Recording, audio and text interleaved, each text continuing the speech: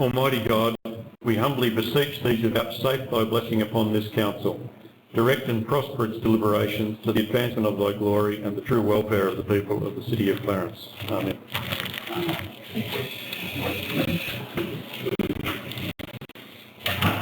Declare the meeting open, and apology from the Mayor and Alderman Conberto. Confirmation of the brief minutes of the previous meeting, Alderman Chong, seconded by Alderman McFarlane. I'll put the motion. All those in favour? Those against, declare the motion carried unanimously. Mayor's communication are none. Item 4, the council workshops of. Thanks, Alderman Pearce. Seconded, Alderman Cusick. I'll put the motion. All those in favour? Those against? Declarations of interest of any alderman or close associates? No. Item 6, tabling of petitions. The General Manager. There are none this evening, Mr. Mayor, that I have. Item 7.1, public questions time. Questions on notice are nil. 7.2, answers to questions on notice are nil. Item 7.3, answers to previous questions taken on notice nil. Item 7.4, any question about notice? No, not. Item 8, deputations by members of the public. General Manager. Yes, Mr. Mayor, this evening we have one speaker, Mr. Stephen Harrop of Kenton Road, Gilston Bay, who wishes to address Council in relation to the proposed extinguishment of an easement through the rear of his property, along the rear of his property boundary. Thank you.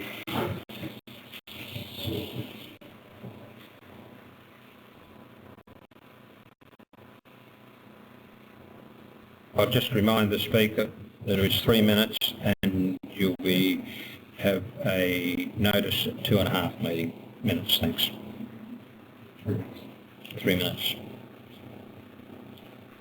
Yes, Acting Mayor, Mr. Jock Campbell and Alderman present.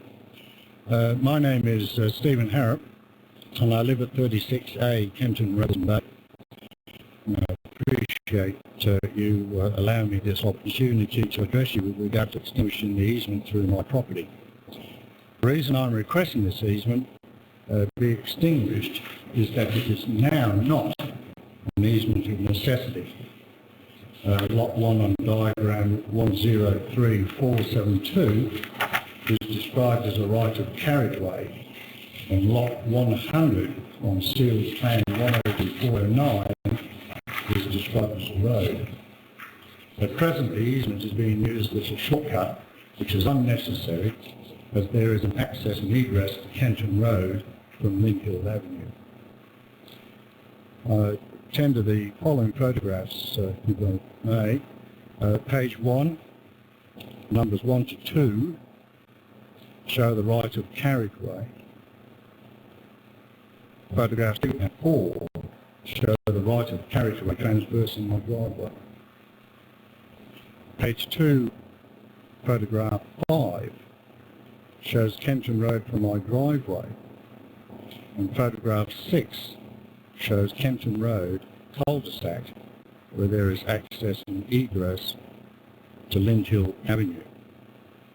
Pages 3 and 4 show aerial views of the easement. I also tender copies of the Recorder of Titles, searches showing plans of both easements and ownership. Page 7, being lot 1 of diagram 103272, right of carriageway, and ownership marked in orange, and page 9 being lot 100 on SP 102 409, the road marked in blue. In letters I received in this matter, the easement, which is a right of carriageway, has been referred to as a laneway, an unmade road, a pathway, a walkway and footpath. The easement is extremely close to my front door in the garage, and as such it poses a danger when reversing my vehicle out of the garage. And also to refer to the letter from Alderman Mulder, dated the 18th of January 2010, which is page 12. As previous correspondence relating to this matter is on file K009-A-AVBA.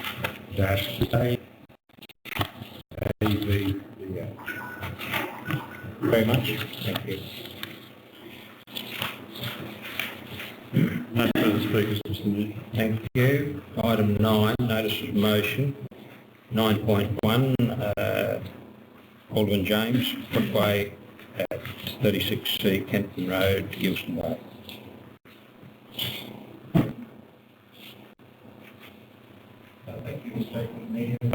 The motion has been submitted in accordance with notification, and I would seek a second as in order for this to proceed. Thank you, Alderman Cusick. The approach to this and the corporate secretary has already circulated a diagram, and you'll note that from Mr. Van der Heck's printing of that sketch plan that there is a no pink line which is shown on that sketch, and that identifies with the previous speaker's plan layout, I should say, on page 7. The reason for raising this is in fact to be able to seek a report from Council to ascertain the particulars in relation to this, and other than what has been said by the previous speaker, I don't want to go into any detail at this stage. Hopefully that we will be able to receive a report back from the council officers to address this issue, and hopefully we can take this to the next step and resolve it, hopefully to the satisfaction of the property owner. Thanks, Mr. Alderman Cusick. Yeah, I've had a look at this. We owned and lived in properties both in Kenton Road and in Greenacre Road over the years. I've looked at this and had a chat with one of the adjoining neighbours. I believe this is sensible to get this report, as the pathway now seems to serve no useful purpose. Any further speakers? Alderman Alderman Walker, now you're still standing. Thanks. Yes, look, I think it's important to note that what's being asked for tonight isn't that the change occurs, that it's a report, and I think there have been some strong grounds put forward to us tonight as to why that change should occur, but obviously the report gave us some in-depth and some rigour, and hopefully the consultation that might be necessary. So as such, I'm happy to support the motion. Alderman Clarence. Happy to support the motion. However, Mr. Mayor, I'd like to bring forward to the other Alderman's attention the fact that we have a health and wellbeing policy which looks at livability, and in the past pathways were built for the fact that people didn't own cars, and even today there is a necessity for people to walk. So hopefully in the future, maybe not with this case, but with any future discussions on public access and walkways, whether they are seen as pathways or not, and regardless of the fact that, yes, our society is based on cars, we do need to take into consideration livability. Further speakers? If not, right on behalf of Alderman South. Mr. Mayor, this plan has not been formally developed and appears to be no longer applied to its original purpose. I'm through you, Mr. Mayor. I'd like to ask, what was the original purpose? Was it an access to backyards as toilets or something? Thank you. Any further speakers then? Alderman James, right of reply. Thank you, Mr. Acting Mayor. Alderman Dowse, in the past, before the development of Lindhill Avenue and that area to the south, it was an access for the property owner at that point up there before the development occurred with respect to Lindhill. So it was an access for a property owner at the southern end of that right-of-way. Subsequent to that, there is now access via Lindhill Avenue and also the other road that, what is it, that runs south of that.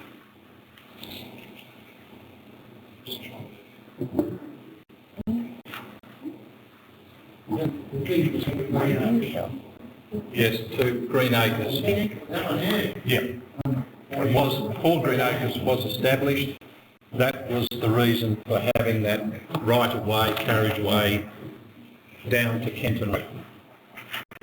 Subsequent to that, it has been developed at subdivision, and no longer that particular property, which was part of that locked-in property, I'm getting a bit confused here, was that was the only way in which they could get access to Kenton Road. Now they have access via Lindhill and Green Acres. Sorry, Mr. Acting Mayor, it was a little bit tongue-tied. James, I'll put the motion then. All those in favour, those against. The motion carried unanimously, I think. Thank you. Item 9.2, notice of motion, Alderman Helm.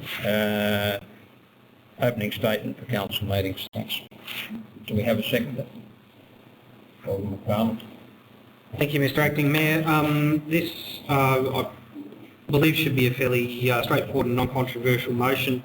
And acknowledge that there are two types of acknowledgements that are given of the first Australians, the traditional owners of the land that we call Australia.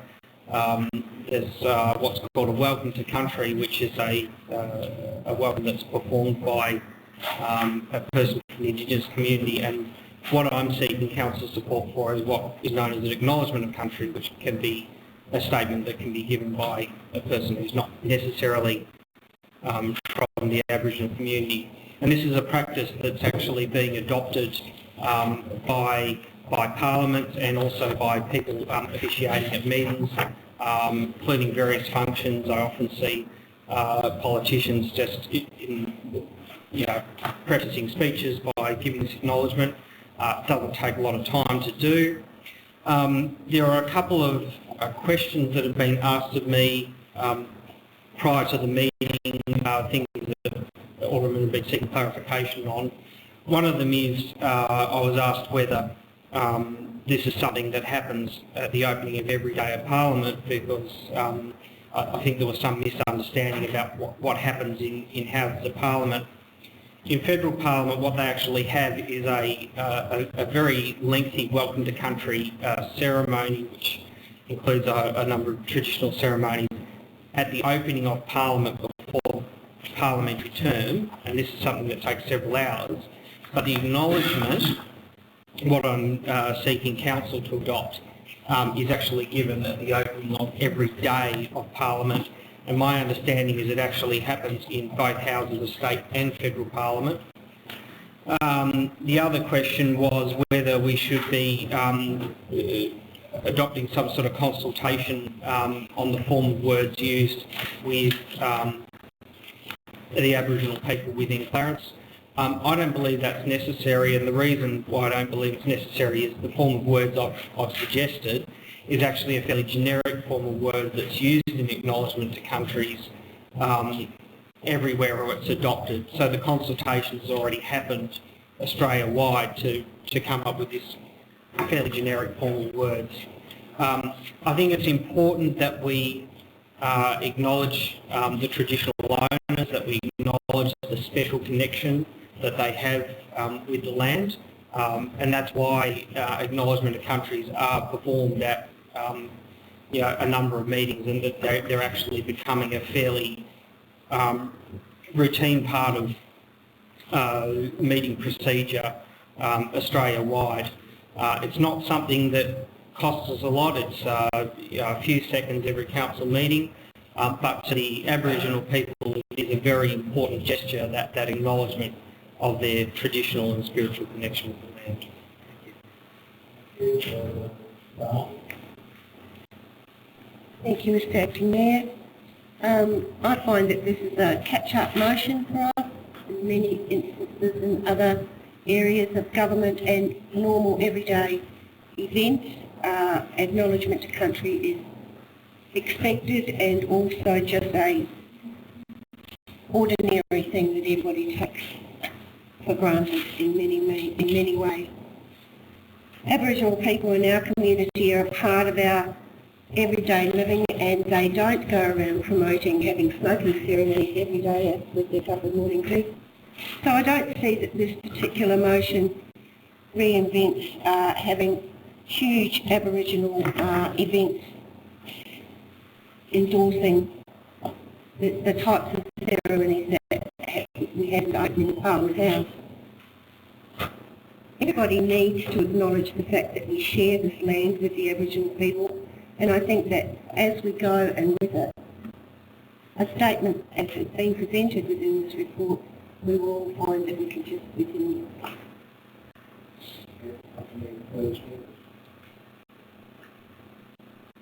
Mr Acting Mayor, I have been at a number of occasions where, and not only at council but also at other important meetings, I suppose, within our community, where there has been a comment made along the lines of acknowledging the Aboriginal community as the traditional custodians of the land on which we meet today, or those words. What I don't like is for this council to impose an obligation on the mayor or chairman to do this. If the mayor or the chairman decides to make this statement, then well and good. But to make it locked in, or to make a policy, and that's what it is. It is a decision of this council that the mayor will do this. Some years ago, the Hobart City Council imposed upon the mayor, Lord Mayor at the time, that the official motor vehicle would be used for certain occasions. And I'm not trying to draw parallels between the two, because there is a distinction. But I believe that was the wrong decision to do, because the Lord Mayor should be able to determine if he's using that vehicle for council matters, and also to the Mayor of a Clarence City Council should be able to determine as to whether or not he or she, whoever, would make that acknowledgement. I just don't like the idea of us imposing upon the Mayor or the Chairman to do this. If he or she is the leader of the community and believes it's appropriate to say that, make that comment, then well and good. But to actually write and have it in a decision of council that this will happen on every occasion, and it doesn't necessarily say that it's going to be at a council meeting.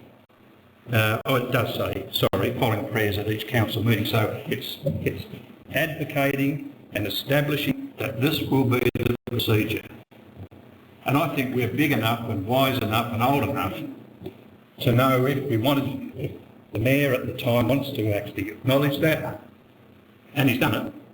The current Mayor's done that at the Business East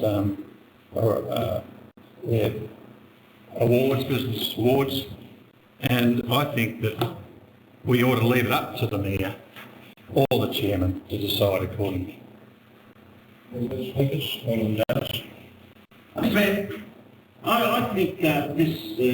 it's got credence, but why do we have to do it every meeting? Why not just do it at the beginning of the electoral period? When this council is actually formed and the new people come in, they acknowledge this. which everybody does here, or will, if they wish to.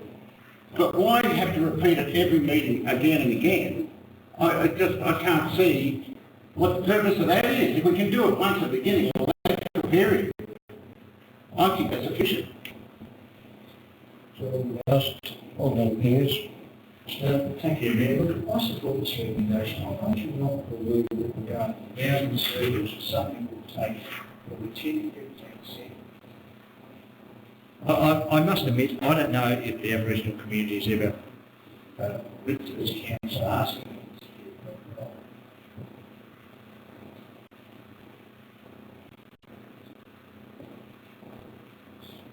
presentations, and it's said there.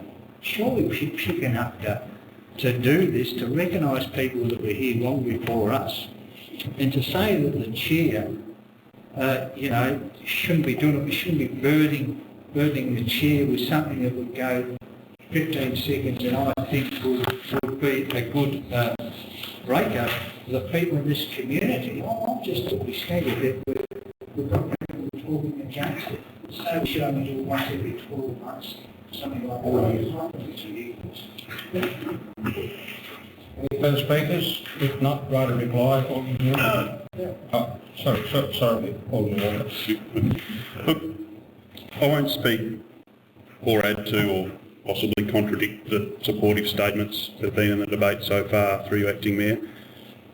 I'd just like to speak to the undecided, the unconvinced and the unsupportive Alderman. Supporting this motion brings Clarence Council meeting openings, as Alderman Hume notes, into line with the openings of the federal and state parliaments. This is contemporary procedural protocol.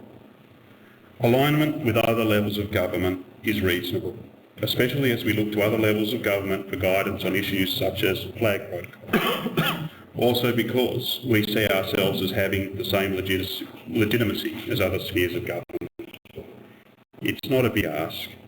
And yes, it is a new custom, if you like, a new procedure, but it's not antagonising and it's not opposing the old procedures, some of which some people in the community might well consider as being out of date or anachronistic. It is respecting the past ones, which we continue to do, and it is bringing in a new. The new is an addition, and it's an addition of about 10 to 15 seconds a meeting. I think we can accommodate.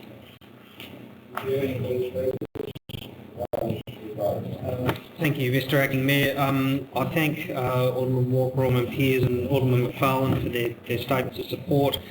I think it's important to note that the Europeans, our ancestors, dispossessed the Aboriginal people of their land. Surely a short statement at the start of every council meeting is the least we can do for them. In response to Alderman Dowse, why do we have to do it at every meeting? I mean, that is the protocol that's adopted by Parliament, as Walker pointed out, and I pointed out in my opening statement. But, you could just as easily say, why do we have to have prayers at every meeting? Now, I'm not a religious person, but, you could just as easily make the argument that acknowledging the Almighty, once every 4 years might be sufficient. Others might disagree, but I'm not proposing to make any changes to that. I don't think it hurts to do it every meeting, given it's such a short procedure. Addressing Alderman James's point, we impose obligations on the Mayor all the time because the Mayor is actually the spokesperson for the rest of Council. Now, I know that our Mayor, on a number of occasions, has, and I give him all credit for this, gone out and spoken publicly as the spokesman for Council on decisions that Council has made and committed to that he may have personally disagreed with. It's not a question of whether the Mayor or the Chair of the meeting, if it doesn't happen to be the Mayor as it is on this occasion, considers it appropriate. We're talking about a protocol, we're talking about recognising Indigenous Australians and their connection with the land, and I think it's a question not whether the Chair considers it appropriate, it's a question of whether the Council considers it appropriate. and that's what we're deliberating on right now.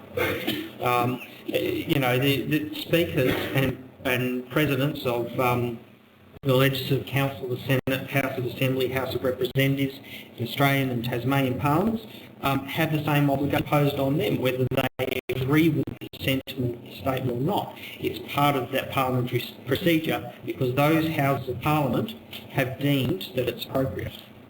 And I'd like to know anyway, under what circumstances you would think that someone would deem it inappropriate. I can't see that a statement saying that we recognise that we're meeting on land which was once Aboriginal land and which Aboriginal people have not only a traditional but a continuing and important association with, you know, is a controversial statement. I'll put the motion. All those in favour? Those against? Hear the motion carried. Item 10, reports from outside bodies. 10.1, reports from single and joint authorities. First, the Southern Council's authority. We have no report. Second, I can just add to that one. Yep. I did chase them up today as to why we haven't got their report. They're just their June report, as I'm sure we can understand, coincides with the end of financial year, and they're just waiting to get the Auditor General's report back so that they can forward it to us, and we expect to have it next meeting. thank you. The Cockburn Refuse Disposal Authority, I have no report. The Southern Waste Strategy Authority, Alderman James. Acting Mayor, the quarterly report I have, and I table that accordingly, as well as the minutes of the last meeting of the board on the 17th of September 2015. Well, thank you. Have that received. Would you like a motion or would you prefer the result? Thanks so much. Thank you. Tasmanian Water Corporation, don't have a report stage. Then 10.2, reports from Council and special committees of Council and other representative bodies. We have the Audit Committee report, which we need a motion. Thanks, Alderman Chong. Second, Alderman Farrell. Just very briefly, just two things I'd like to say before we put the motion, if I may. We had an excellent report from the Auditor General's Office in relation to the audit, and I think the staff are to be commended. They were certainly praised by the Auditor General's Office for the help and the work that they've done, and I think it's appropriate that we recognise that. And the other thing is just to mention that we reviewed the code of tenders and contracts, which is later in the agenda, and the Audit Committee reviewed that and approved that before it came here. Further speakers? If not, I'll put the motion. All those in favour? Those against? Declare the motion carried unanimously.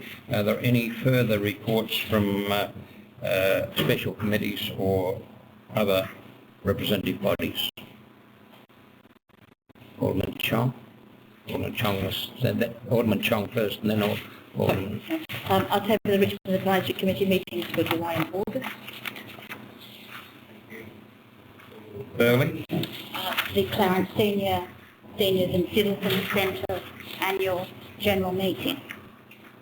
Good. Any further reports? Thank you. Item 11.1, weekly briefing reports of the 14th, the 21st and the 28th of September have been circulated. Someone might move Alderman Chong, Alderman Burley, Alderman James. Thank you, Mr. Acting Mayor. I refer Council to the weekly briefing report of the 28th of September and to page 15, parking restrictions, Church Park, Derwent and Queen Street. My question through you to Mr. Graham is that Hobart and Launceston do have resident parking permits in place, and they have been in place for some time. What would preclude Clarence from implementing a similar scheme? I'll answer that if I can. The management of resident parking schemes is directed by guidelines that are issued by the Department of Infrastructure under the hand of the Transport Commissioner. The guidelines provide that there shouldn't be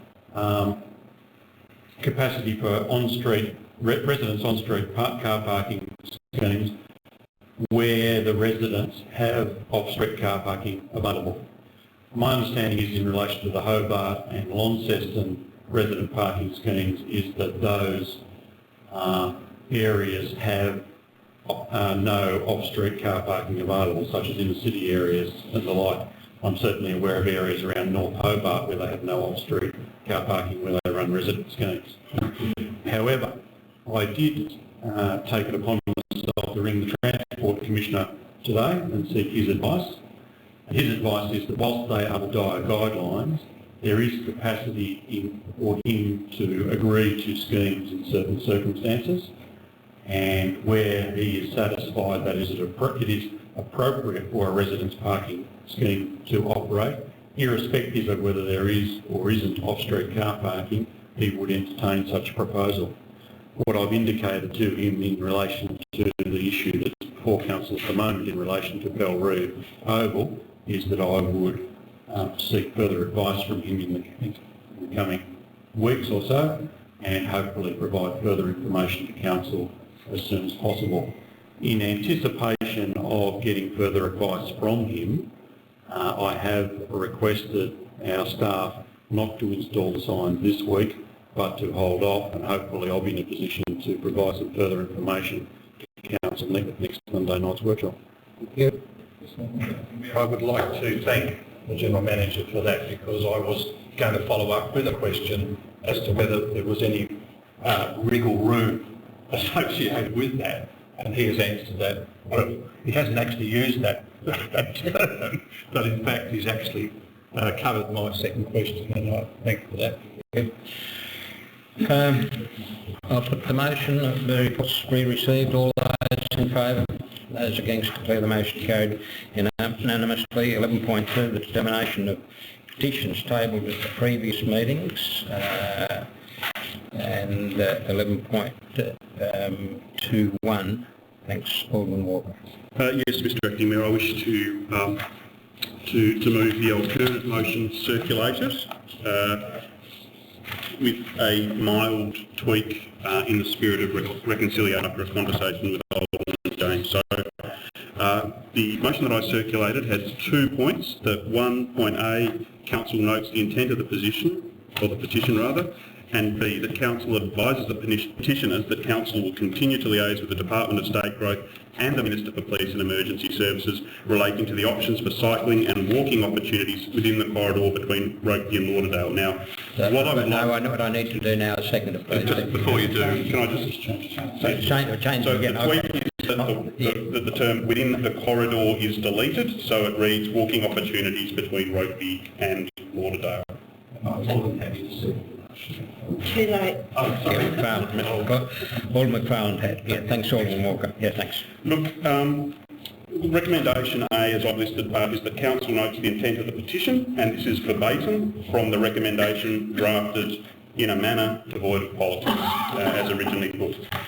My recommendation B is largely using the drafting from the original officer's recommendation C, but it has been tweaked with the inclusion of the Minister for Police and Emergency Services, as well as a more generic wording of rather than the South Arm Highway corridor, just saying between Rokeby and Lauderdale.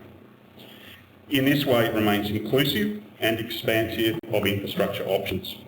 Importantly, unlike the original recommendation B, it is not presumptive or directive. It is open but politically neutral. Now, Council enjoys a good working relationship with Tasmania Police, and I would say a relatively cordial relationship with the Department of State Roads. 2015 has seen great transport outcomes completed in Clarence, such as the Bowen Bridge on-ramp and the Tasman and East Derwent Highway on-ramp project commencing. Mr Acting Mayor, I would urge Aldermen to contemplate what outcome they realistically think they can achieve. Now, without a real probability of change, why would Council try to overtly direct the Minister, in words, to reverse a position? And just in relation to the letter that Council received, the Minister was clearly enunciating that he was acting on advice that he received from the Police Commissioner. It was not an initiative of his own making. Despite that advice, the original recommendation B finished in a loaded tone. Basically, it would talk to the Minister about resolving the issue of security. Tasmania Police appear to largely have resolved that matter in their minds, and as such, the original B in the agenda we received kind of presupposes that Council is more of an expert on the Academy security requirements than Tasmania Police are. Mr Acting Mayor, I'd just like to ask a question to the General Manager. The correspondence we received from the Academy providing, if you like, in principle support for a pathway in front of the Academy, was that roughly around 2013? Yeah, look, it was somewhere around that period. I can't be definitive, but certainly more than 18 months ago, and probably no later than 3 years ago. So possibly, okay. Could you also say, in prior dealings with the Police Academy on this matter, what had been their position in relation to a track in front of the Academy? Well, we had a couple of diametrically opposed responses depending on I think who the commander at the time was. But initially the police were opposed to it, then they were favourable to it, and now they're not disposed towards it. And when you say in favour, you're talking of around that probably 2013 time frame?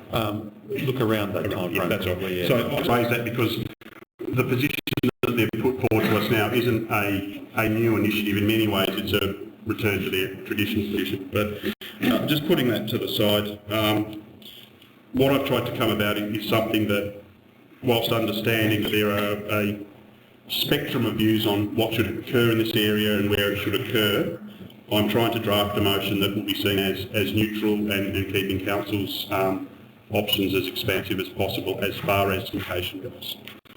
Seek your support. Parliament? Well, just to follow up on a comment by Alderman Walker about the previous commander who supported a trail around the Hawthorn. The commander actually visited the council on 2 occasions in person and spoke to council staff. Council staff presented an agreed outcome for fencing, for security around the perimeter of the boundary.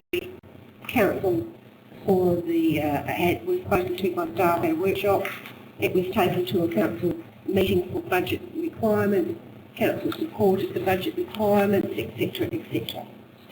As in the past, I've said that this particular issue has been an ongoing community issue for well over 20 years, and I can speak on those terms in the capacity that I was, and still are, a member of the Clarence Plains community, and it actually was when the original Oak Downs development occurred that the children who were travelling to Lauderdale requested access so they could ride their bikes to school. When are we going to get to the point of actually saying to the state government, the Minister for Police and Dyer, that they should get their act together when this particular section of road is actually a black spot? And on numerous occasions I have brought up the fact that we need to petition the state government. If, for instance, the police can now change their minds after saying yes, no, maybe, which I believe is politically motivated, but of course it's only my personal perception, then it's time that we pushed a few buttons when it comes to the fact that people's lives are in danger, and I have personally seen on 2 separate occasions over the school holidays children that have been hit by cars on that road. When are we going to say to ourselves, this is not a personal attack by Alderman Farland on the rest of the council to follow up on some kind of pet project that she has at the council. but to look at it as the real community concern that it's been for the last 20 years. I previously put a motion on the council table which yet to be addressed, and I would hope that within the next few months we actually do something about this, because the proverbial time that goes past sitting around this table mumbling because of politics just gets a little bit far. Thank you.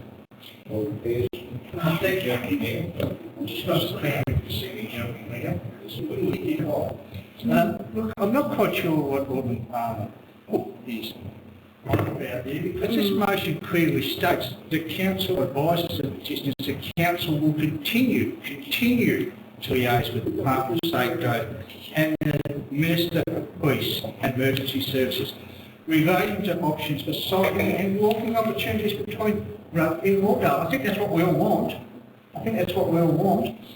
The line of dialogue is still there and will continue to be there until such a time as we do get some result. It's not going to happen overnight, we understand that, but at least if we keep liaison with it, we will get an outcome. I know some people want the foreshore, other people want the road and the road and footpath done that way, so all Southdown Road. But in the end, I'm sure we will get a solution. And we can't do it any better than to liaise with these departments.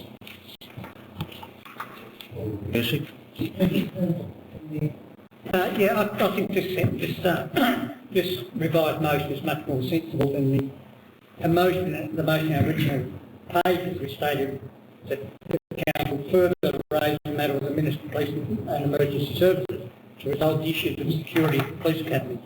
We cannot ensure discussions with the Minister would resolve the Minister's concerns, and this motion to continue to liaise with the department is much more sensible. And we do need to keep focused on, we're talking about the forgery word here.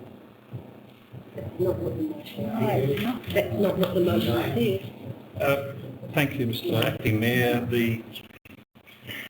And I appreciate what Alderman Walker has done in relation to remove the words within the corridor, because in my way of thinking is that the corridor is the South Arm Highway. A corridor, in my view, is a stretch of road which is designated as a corridor or roadway, and I appreciate that the removal of that does open it up and in fact allows this liaison to continue. The question that I have and the Tracks and Trails Committee have, and in a resolution that was tabled and is recorded within the council papers here, page 32, the Tracks and Trails Committee wish to continue discussions with the Minister for police and community services, with a view to see if we can work around this question of security and access from Oak Downs to the foreshore. This council has confirmed in writing in its Tracks and Trails and Management Plan that it wants the Clarence foreshore trail to continue around the foreshore. We've locked that in. We haven't had a revocation on that, and therefore, as far as I'm concerned, and as far as the committee is concerned, Tracks and Trails, that is where we want the track to go.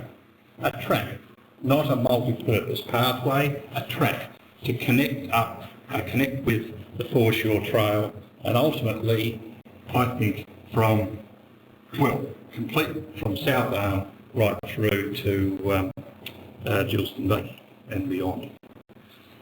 So the question that remains unanswered here is the decision from the Tracks and Trails Committee, which is an advisory committee, and the council does not, by any means or other, need to say, well, that is how the council is to be directed.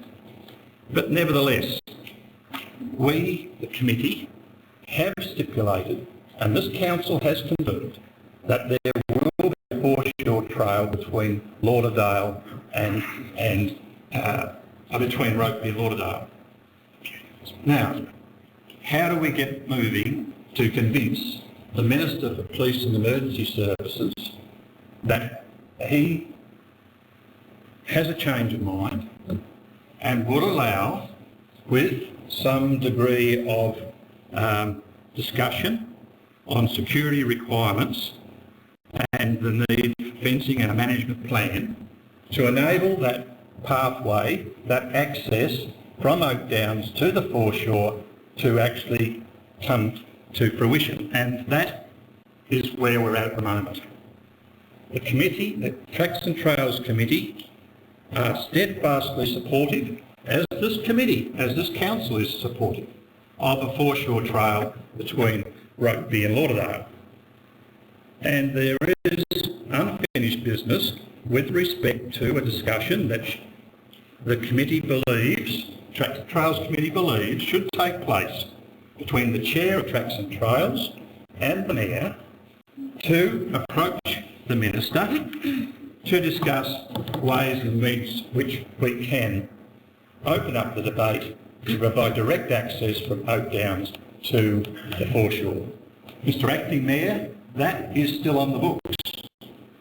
And whatever comes out of this motion, I'm supporting this motion tonight because it is neutral, it is still creating that dialogue on a multi-purpose pathway along the South Arm Highway, as well as a track along the foreshore between Rokeby and Lauderdale.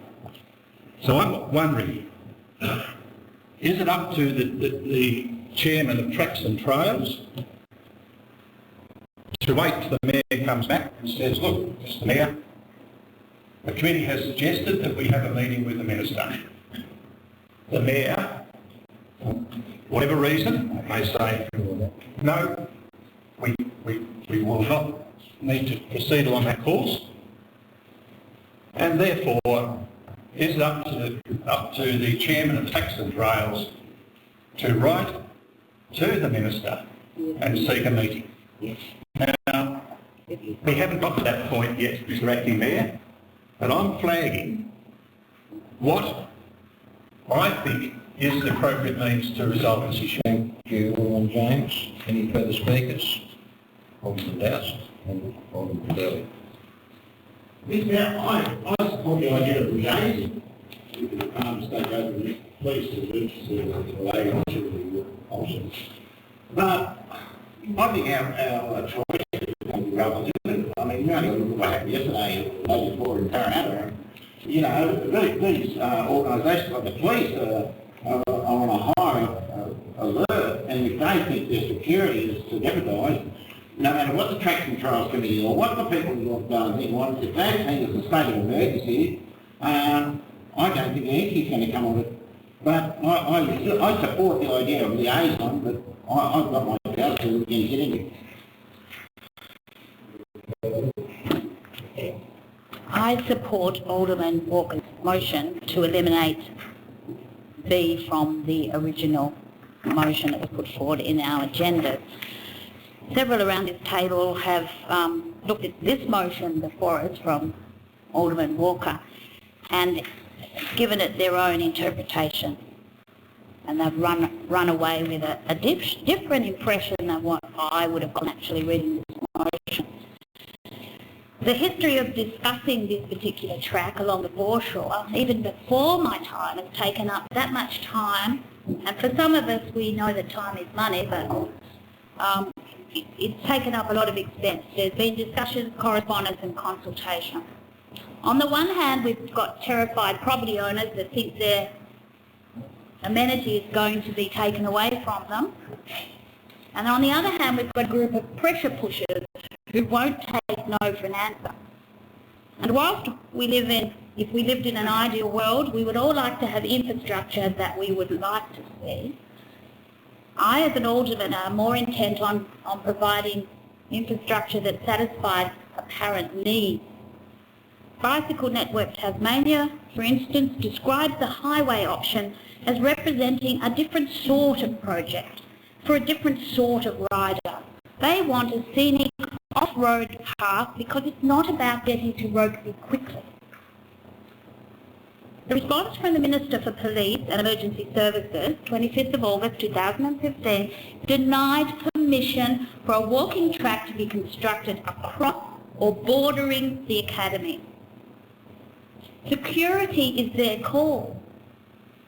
But despite this, the Tracks and Trails at its special meeting called specifically for, after receipt of this letter, resolved that Council ignore that letter from the Minister, but insist on continuing discussions with the Police Minister, requesting reconsideration and indicating that Council, in acknowledging security requirements, could offer to address this issue through fencing and a management plan. Further extent, this path or track has blown out all proportions. So not only have we got 100 feet from each 5 property owners under compulsory acquisition, we've now got fencing, quite a lot of fencing, and a management plan. I don't think that can be justified. And I agree that Council continue to liaise with the Department of State Growth in relation to future road, cycling, walking options between Rokeby and Lauderdale. Further speakers? Right, Alderman Walker. Yes, I feel a bit like Switzerland on the neutrality stake, and it seems that everybody's got their own interpretation of it, so the tennis possibly about right. I do. Look, it is no secret that I consider a road pathway a much higher priority than a foreshore track. I did bring that up. It was narrowly lost 5-7 when this council considered it earlier this year. But again, that said, I've tried to alter the recommendation as originally written to this petition to put it in a politically neutral and an inclusive fashion. This response will now not rule in or rail out a particular option or a particular loadings in how it's drafted. So before you vote, I'd urge all of you just to carefully consider, as in part what Alderman Dowse alluded to, the nation's current climate and our council's reputation. If you don't believe the tenor, timing and tone of the alternate motion is more appropriate and considered than the original motion in the agenda, then I guess don't vote. Motion, all those in favour? Those against? The motion carried. Now we move to 11.3, Mayor's Planning Authority, and before commencing, I'll ask the General Manager to... Thank you, Mr Mayor. Mr Mayor, in relation to item 11.3.5, which relates to a 16-lot subdivision at Sandford, I would recommend to Council that we withdraw this matter from consideration tonight on the basis that I believe we can provide you with further and better information before you consider that report. I did meet with the proponent today, and I think we can provide you with some better information and advice in relation to the construction of the road, and that would be appropriate to defer that matter for 3 weeks. The applicant has consented to that if it is to occur, but certainly that would be my advice. Acting Mayor.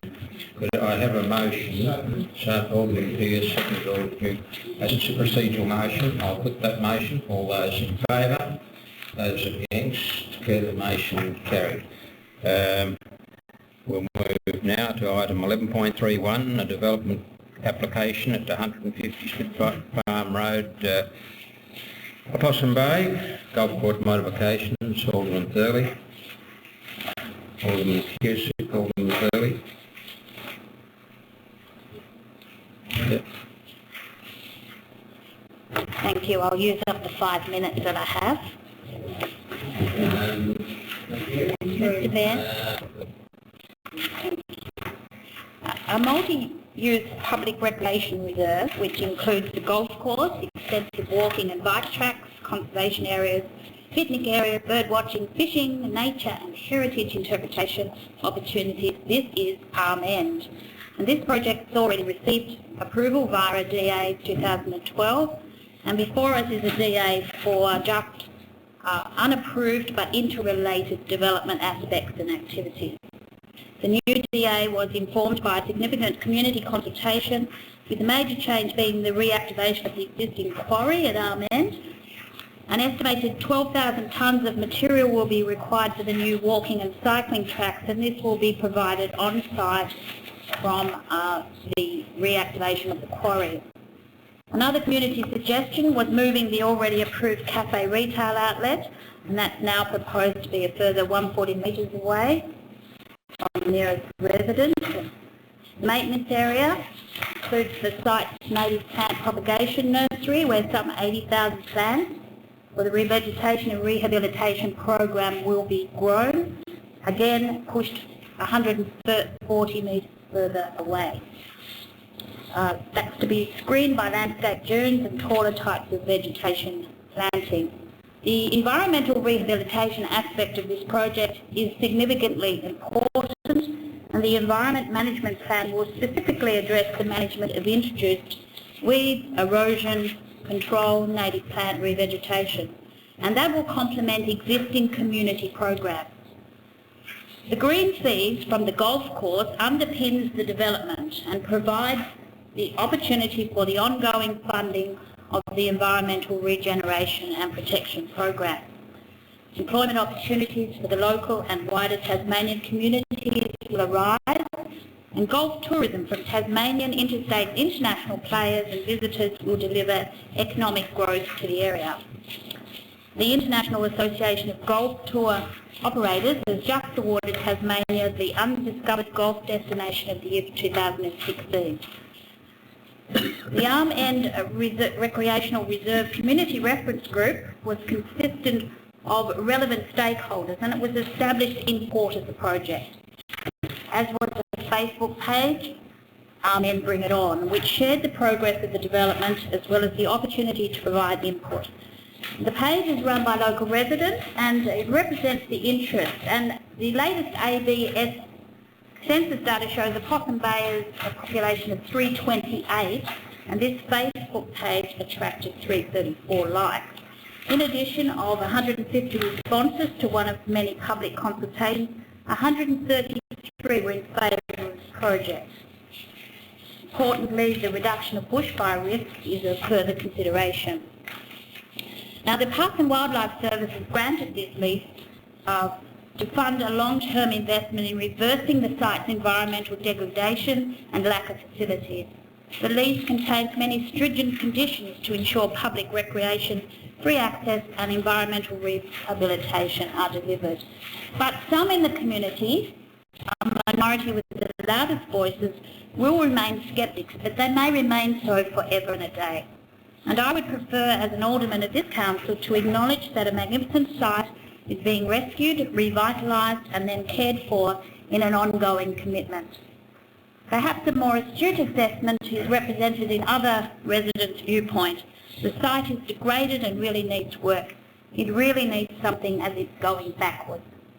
So before us tonight we have the opportunity to at last advance Arm End in delivering a stunning environmental outcome for all of Tasmania. We can see Arm End becoming one of Tasmania's most widely used and enjoyed areas of public land at the immediate doorstep and therefore at the immediate availability of existing local users. I support Council's recommendation, and let's see the project get started. Alderman Cusick. Thank you, Mr. Mayor. I think Alderman certainly has summarised this fairly comprehensively. I believe this is a good and appropriate development for this area of land. Both from the water and from walking over it, it is clear it needs attention, weeds, general degradation, and I believe this development will enhance this area whilst retaining public access. And I support the proposal. Any further speakers? Alderman James. It's interesting, Mr Acting Mayor, to hear from one of our councillors that there is a minority with the loudest voices and they should not be heard in the circumstances. We must move and move on with these projects regardless if there are representatives that have some real concerns about this project. And there are. This proposal that was re-advertised deviates markedly from what was originally put up for consideration. In the original proposal, it was a kiosk within the maintenance facility. That's the original proposal. In this assessment, there's a cafe removed from the maintenance facility in its own location, requiring additional roadworks to get to that cafe. There has been some screening in Schedule Number 2 or Attachment 2 in order to, I suppose, appease some of the concerns of the residents. The other matter that was not considered in the original proposal is the security system. There's a 2 metre high fence that will completely encompass the maintenance shed, and that, by the very nature, is basically in contravention to the unfettered public access at all times to all places within the facility. That 2 metre fence is to be surrounded by the property, by the maintenance facility, and it has a security system and alarms in place. The other question that arises here is that this is a serious departure from the original proposal.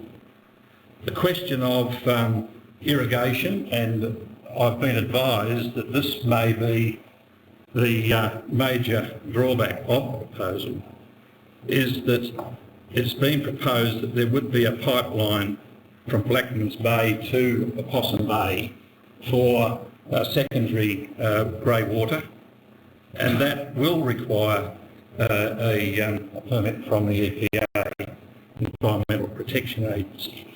Okay, that's down the track, and okay, that's not a part of the proposal here at this stage.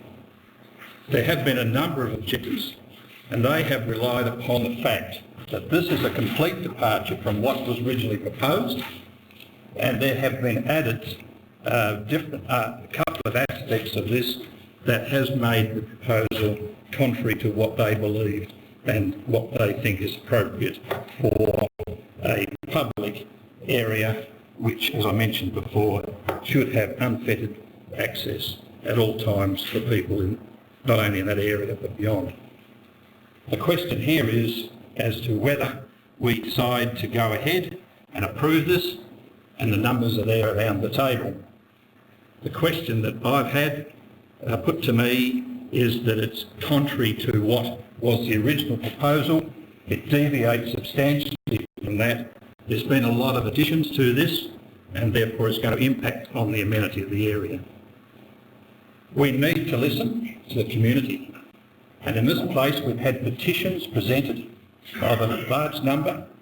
There have been a number here presented in relation to this, and the proposal, as I mentioned, was advertised, and firstly there was 37 representations, and then currently in this proposal there was another 11 objections received during the second advertising period.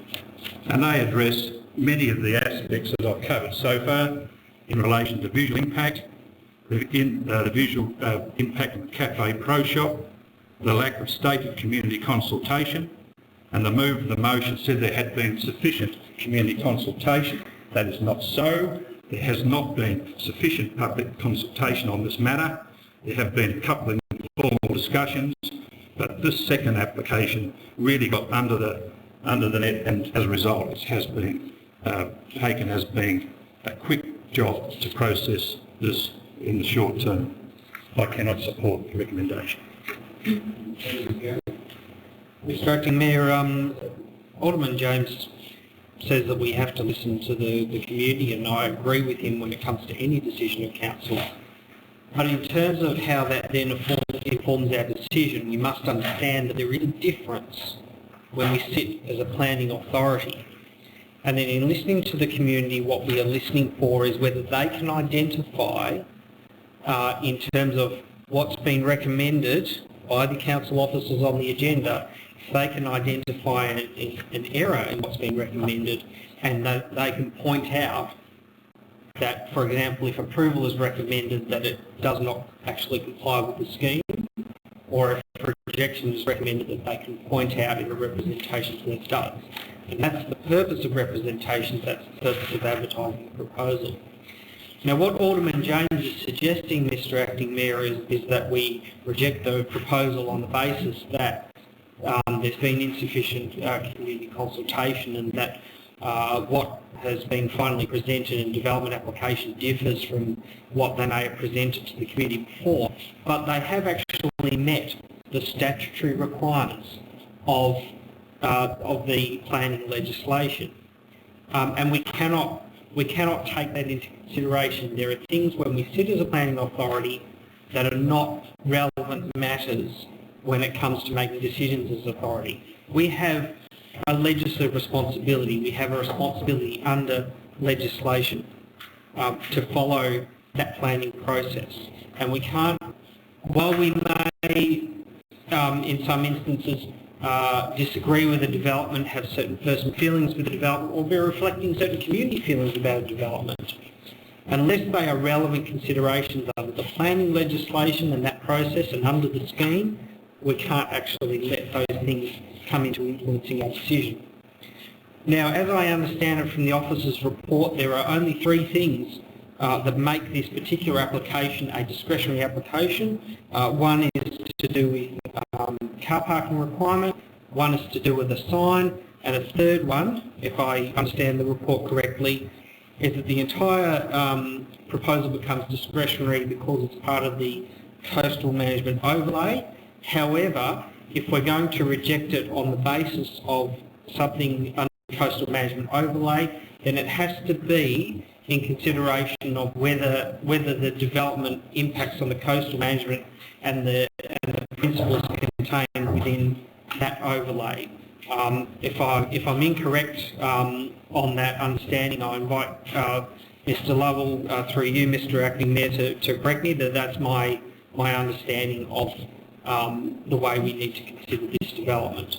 As far as I'm concerned, it complies with the scheme. I can't see, and Alderman James has put forward a number of arguments which I don't believe are actually relevant considerations when we sit as a planning authority and consider the question, is this allowed, or does this comply with our planning scheme? Thank you. Thank you. Often Hume stole some of what I was just about to say. But I guess I would just like to reiterate that the bulk of this is a permitted use in the area. That actually there is very little discretion that we can use. And if you look at the bulk of the representations, as Alderman Hume has said, that many of them, is this commercially viable, have very little to do, nothing to do with our planning scheme. It may or may not be commercially viable. That's not for us to make a decision on at all. I think if you look at the report in detail, there are a number of conditions that have been put on this recommendation from the officers. I think it's been done very thoroughly. I think this will turn out to be a very good proposal. Thank you. I support this recommendation. We've had 2 goes at this, and I actually think the second one is a slight improvement on the first.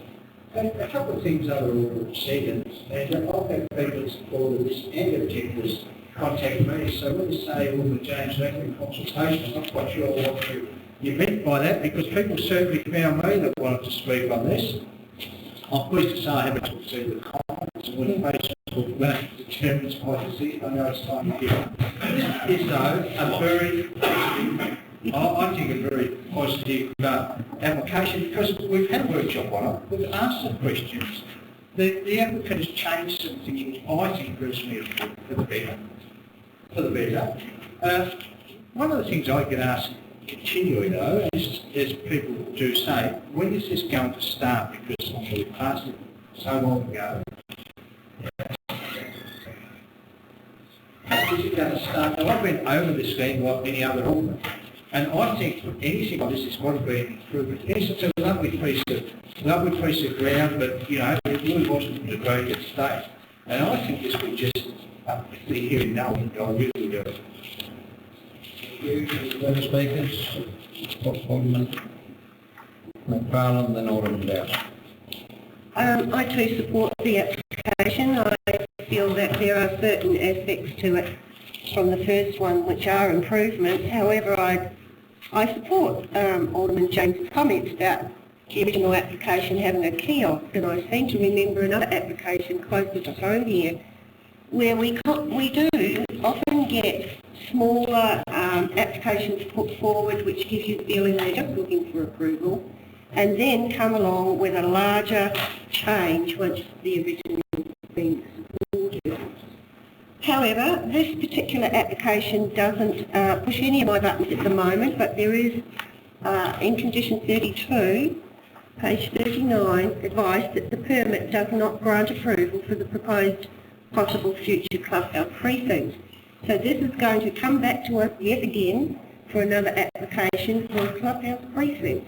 Now, if all of these changes had been in the original application, one would wonder how, a sense of overdevelopment might occur to some of us, looking at the need for road accesses across a very barren, dry, open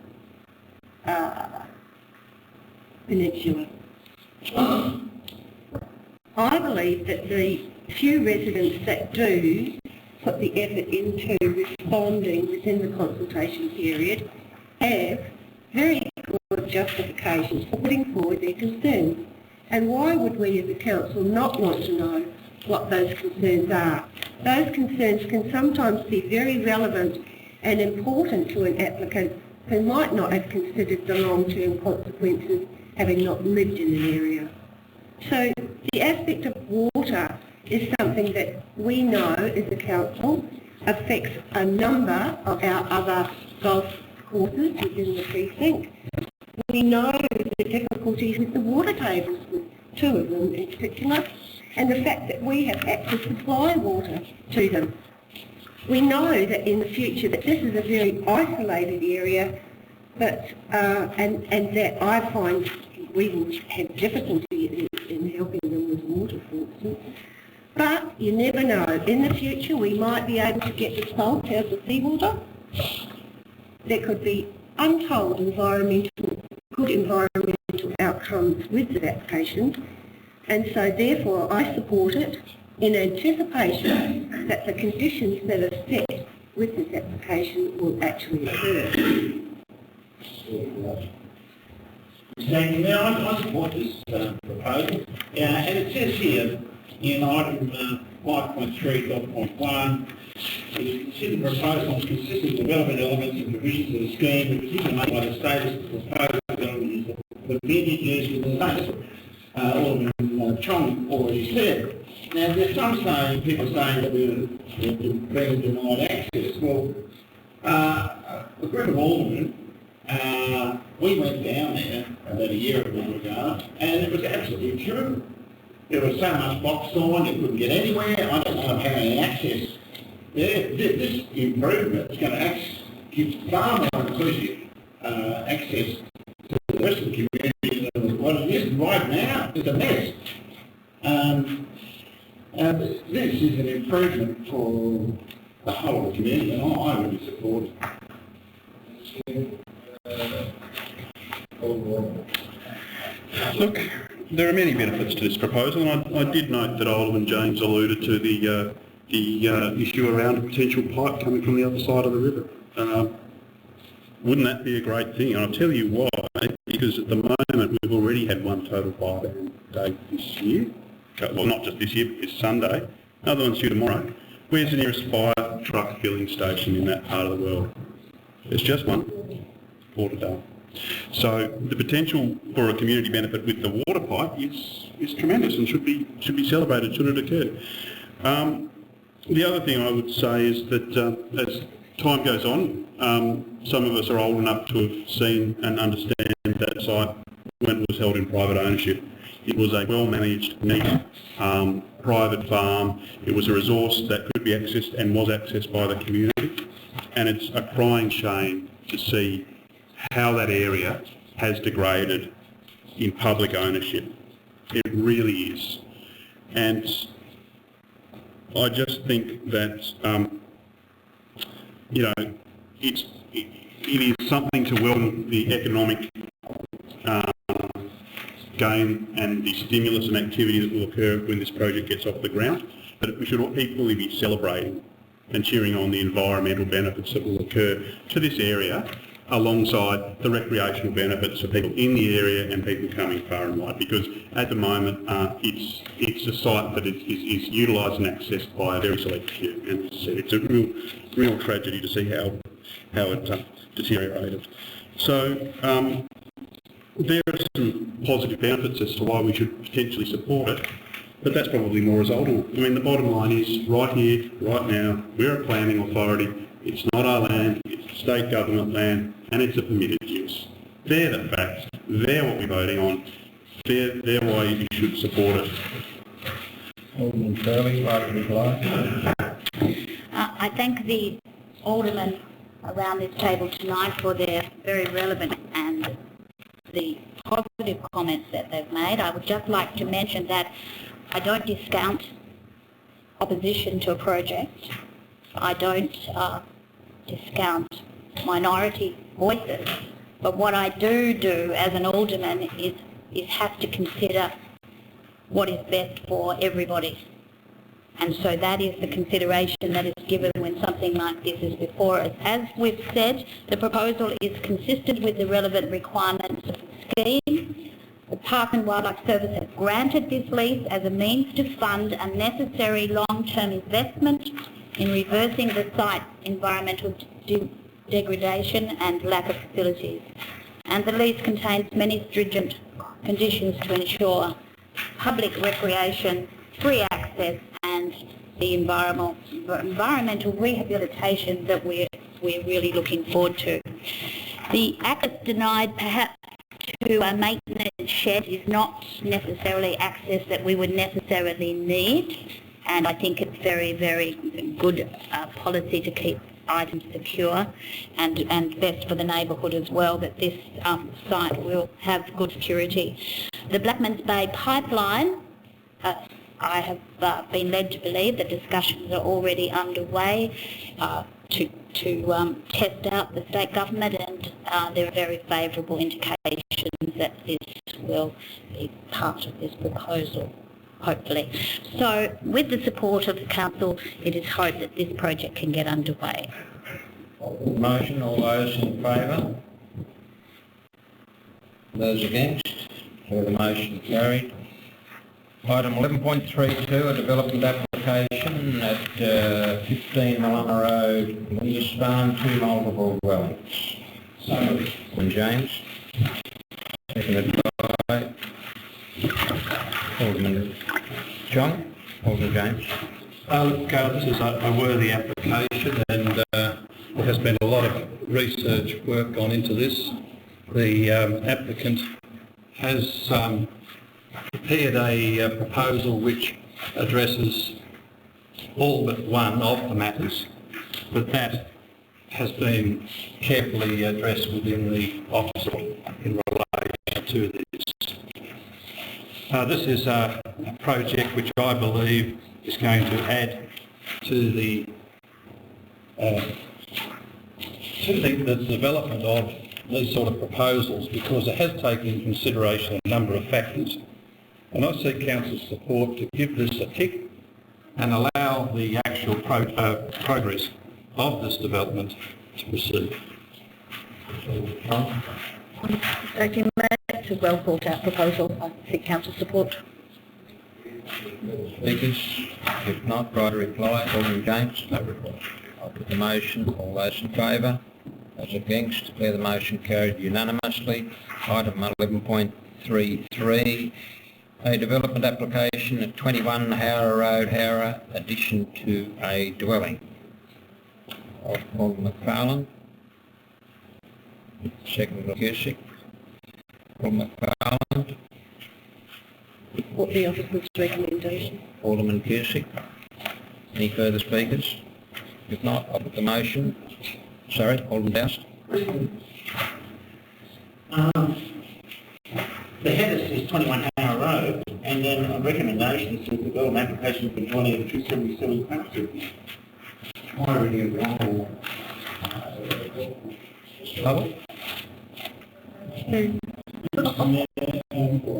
Lisa. Yeah, very good. Yeah. Yeah. Correct that. Any further speakers? Thanks, Alderman Doust. I'll put the motion. All those in favour? Those against, declare the motion carried unanimously.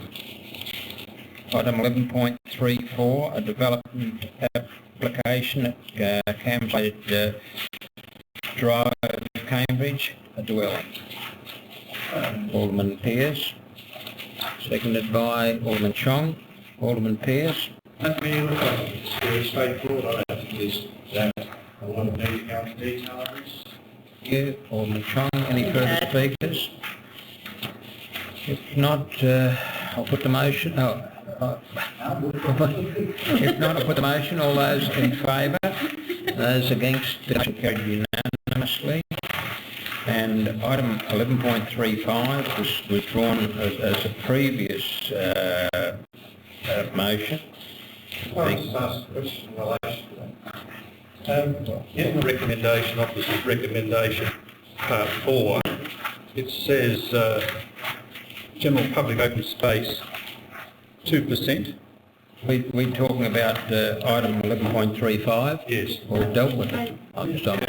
I know. No, it's, sorry, it's been dealt with. We had a motion to defer it, and it's not on the book at this point in time. So, thank you, Alderman James. I'll ask it under general business. That's fine. Thank you. I thought I'd try to get away. You're away. 11.36, the development application at 38 Gordons Hill Road, Lindisfarne, a rezoning. Alderman Cusick, seconded by Alderman McFarlane, Alderman Walker. Alderman Cusick. Mr Acting Mayor, that we're simply talking about a rezoning here. It's a sensible proposal to rezone this area of land to allow future appropriate usage. Thank you. Alderman McFarlane. Thank you. Any further speakers, Alderman Walker? Yeah, look, just pointing out what we're talking about here isn't a development proposal with it all listed out, the box and dice, it's a rezone, and it's very hard to have anything to sort of be otherwise than supportive to. Conceptually, with these things, you're wanting people to be smart, and if it's target market is likely to be in the aged care setting, then putting infrastructure in place close to existing services is a great. And we've seen instances in the Greater Hobart area where it's not done, and that is very much to the detriment of people moving. So this is a great option for smart land utilisation. It is great for the residents of Clarence too, who wish to downsize but remain within their local community. So let's hope it gets rezoned, and then we can look forward to prospective proposals coming forward to how it will be utilised. Further speakers? If not, right of reply. Alderman Cusick. I'll put the motion. All those in favour? Those against? Declare the motion carried unanimously. Item 11.37, a subdivision application at 110 Prospect Road and 69 Germain Court, Sanford. I've got subdivision. Alderman Farland, seconded by a second. Alderman Cusick, thank you. Alderman McFarlane. This motion is in support of a consent agreement to modify the approved permit for the application of the 5-lot subdivision.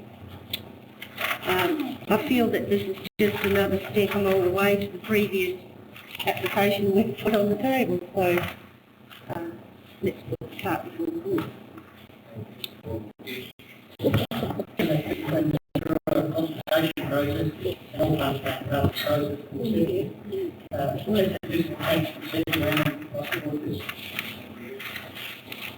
Alderman James.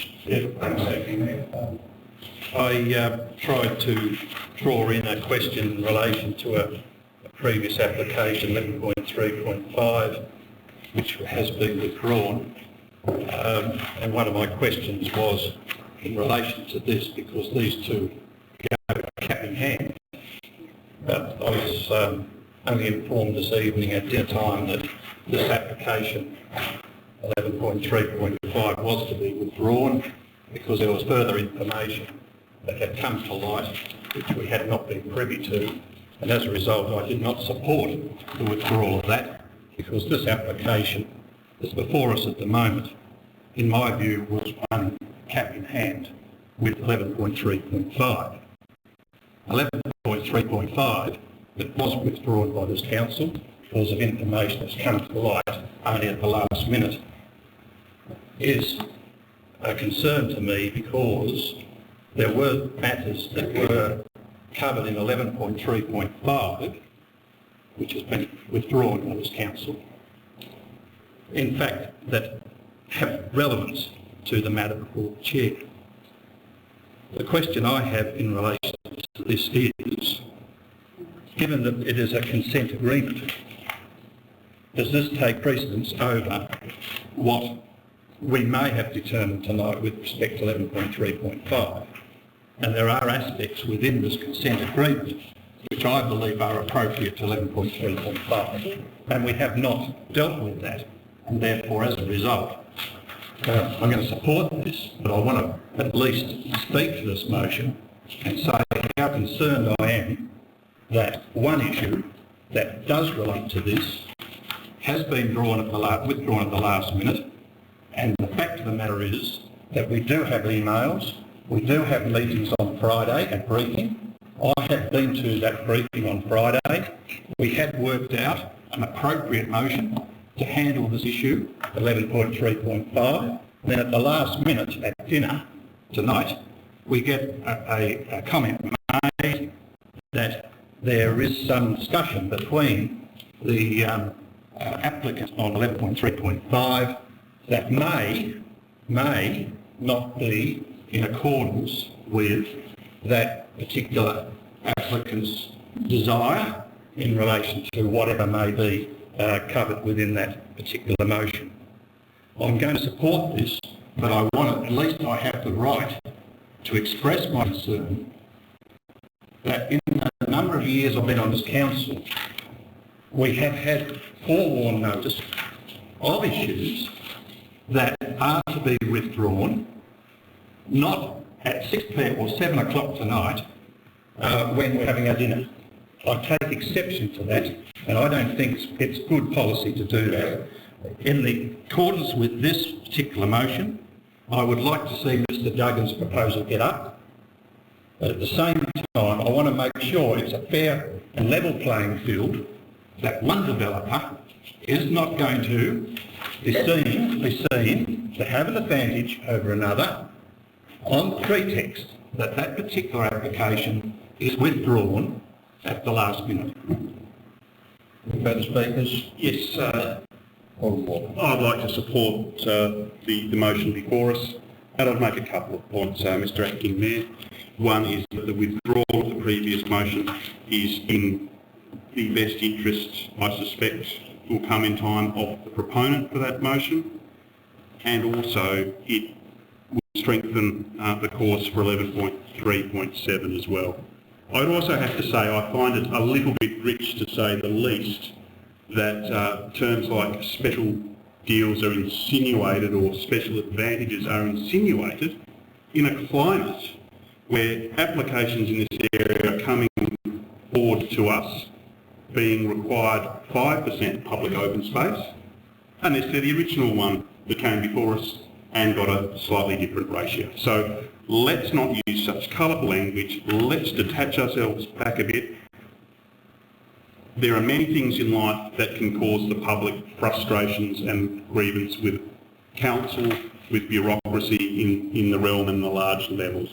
And as far as the planning system goes as a whole, for this proponent, I can't imagine a situation like 3 years here where someone's perhaps been more sorely tested, as each and every bit has been put through in a rigorous and methodical fashion, and at different levels different things have occurred by accident more often than by design, I would suggest. So council is to be commended for trying to work through a solution. 11.3.7 represents the best way forward to date, and it is worthy of our support. further speakers?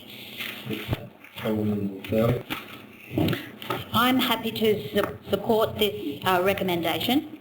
I was also present at dinner and I was also advised that the withdrawal of the other motion would not interfere with this motion at all. End of story. I was happy about that. I think we were all happy about that.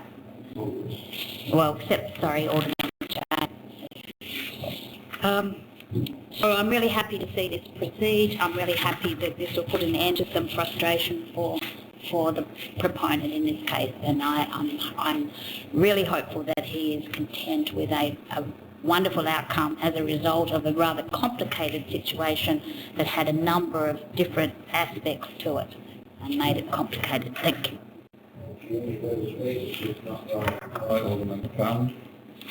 Thank you, Mr Mayor. Not wanting to talk to the previous application, I would like to point out that on page 181 of this motion, it actually states that, this is in relation to Alderman Jones's fears for the adjacent landowner.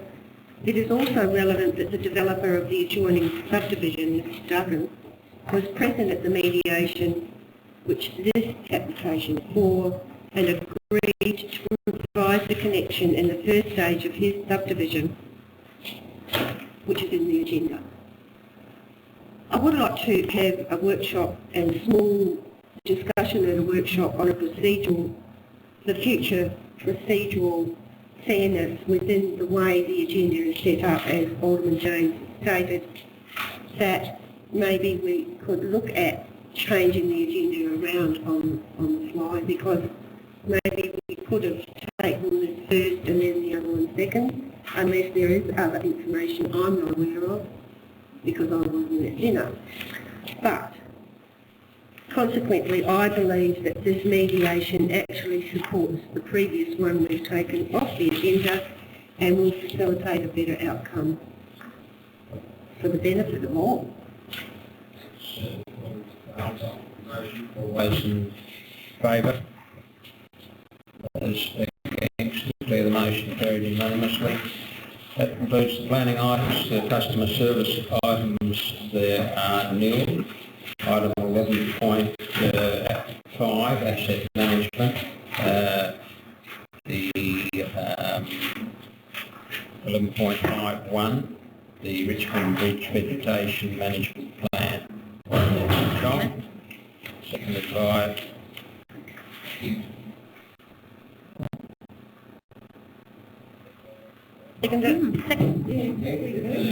Alderman Chong. Just very briefly, thank you. There's been extensive public consultation on the updated report. Yeah, with all the various amendments that have been suggested, and I seek council support to approve it. Really? Anyone else? Any further speakers? Right, Alderman Darling. I think we should congratulate the staff on the management skills they show in the way that the management plans are put together. At consultation, some of these topics are highly complex. It's very difficult for the community to follow long-term management plans, and I have to say that I've had numerous responses through Landcare and other type of green-fingered people who have put forward, asked me to put forward their thanks in the way that the communications are handled, because they are magnificent documents that really show the professionalism of our staff. Any further speakers? If not, right to reply, Alderman Chong. I'll put the motion. All those in favour? Those against? Declare the motion carried unanimously. And now we'll move to item 11.6, which is financial management.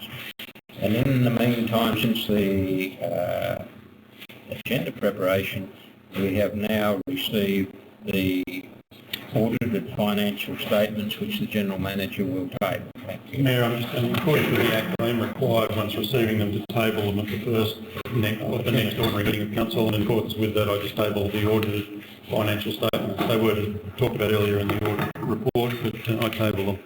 Thank you. Move to 11.7 governance, 11.71 memorandum of understanding with Metro Tasmania, senior renewal of the existing memorandum, Alderman McFarlane, Alderman Chong, Alderman McFarlane.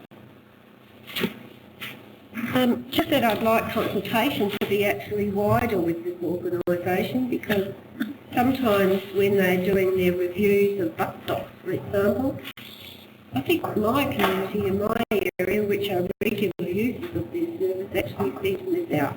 Because I have asked questions, I was made aware of the review by staff of Metro. I mentioned it to the General Manager one night at a workshop, did I not? He's forgotten. Anyway, it was about the bus stop down at Kangaroo Bay and the redesigning of the road structure, and they wanted to actually ask me if we could have a discussion on where to put a bus stop. So, just a little bit more consultation and maybe a bit of hoorah would be good public relations for them and for us. I think as Alderman McFarlane has said, maintaining good relations and good consultation with Metro is useful for all of us and should be encouraged. Further speakers, Alderman Pearce. Mayor, I just need some direction because I'm not quite sure this is the time to mention the memorandum.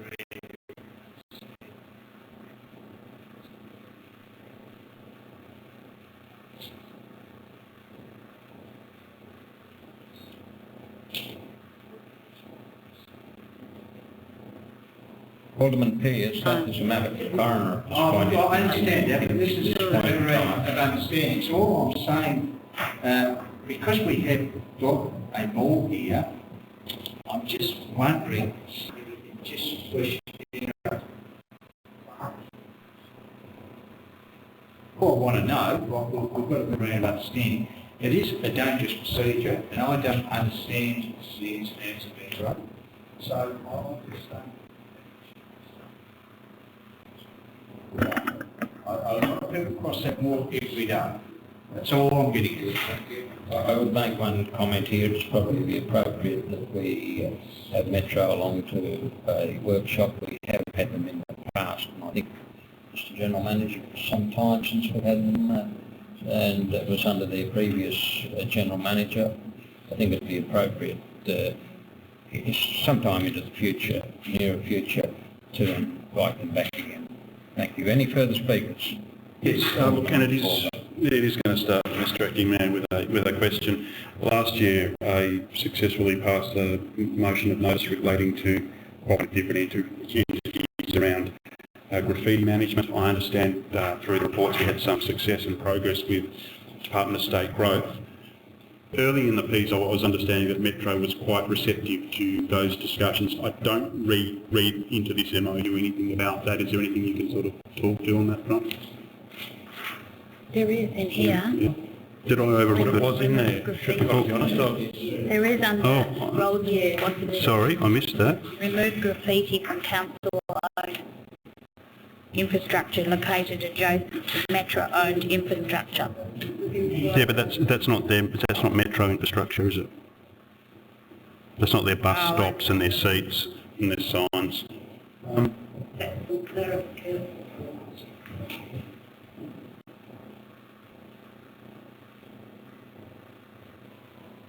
All right, can the second last dot point in the responsibilities of Metro under 6 says remove graffiti from Metro-owned infrastructure, doors and bus shelters located in Clarence within 5 days. Awesome. I wasn't aware we had taken up, but I thought it was covered in here. No, it is. Look, sorry, I overlooked that. I appreciate that. That's... Thank you. Any further speakers? And then Alderman Dowse. I'm just going to be extremely brief, saying that I look forward to this memorandum of understanding being accepted, and the Health and Wellbeing Committee look forward to one of its topics, public transport, so we look forward to engaging with Metro. Recommend item 2.3.1, each organisation will allocate resources to ensure the effective operation of the MOU. Well, what's our limit of our resources? I mean, that's sort of like kind of way checking it.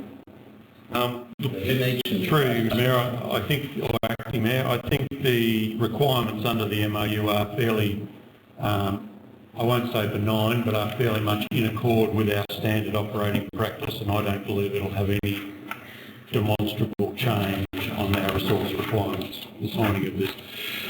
Thank you. Any further speakers?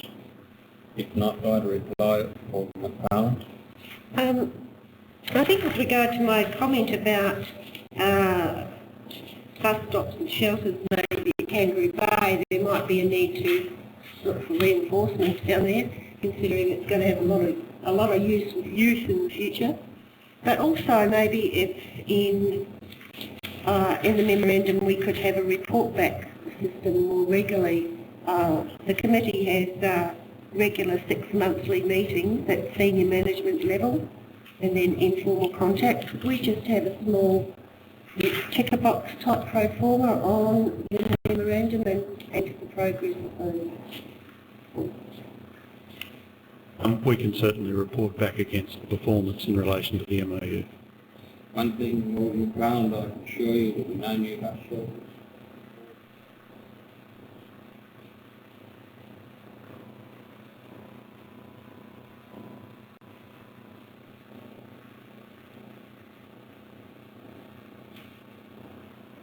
Favour? That's against. Declare the motion carried unanimously. 11.72, a memorandum of understanding on voluntary amalgamations.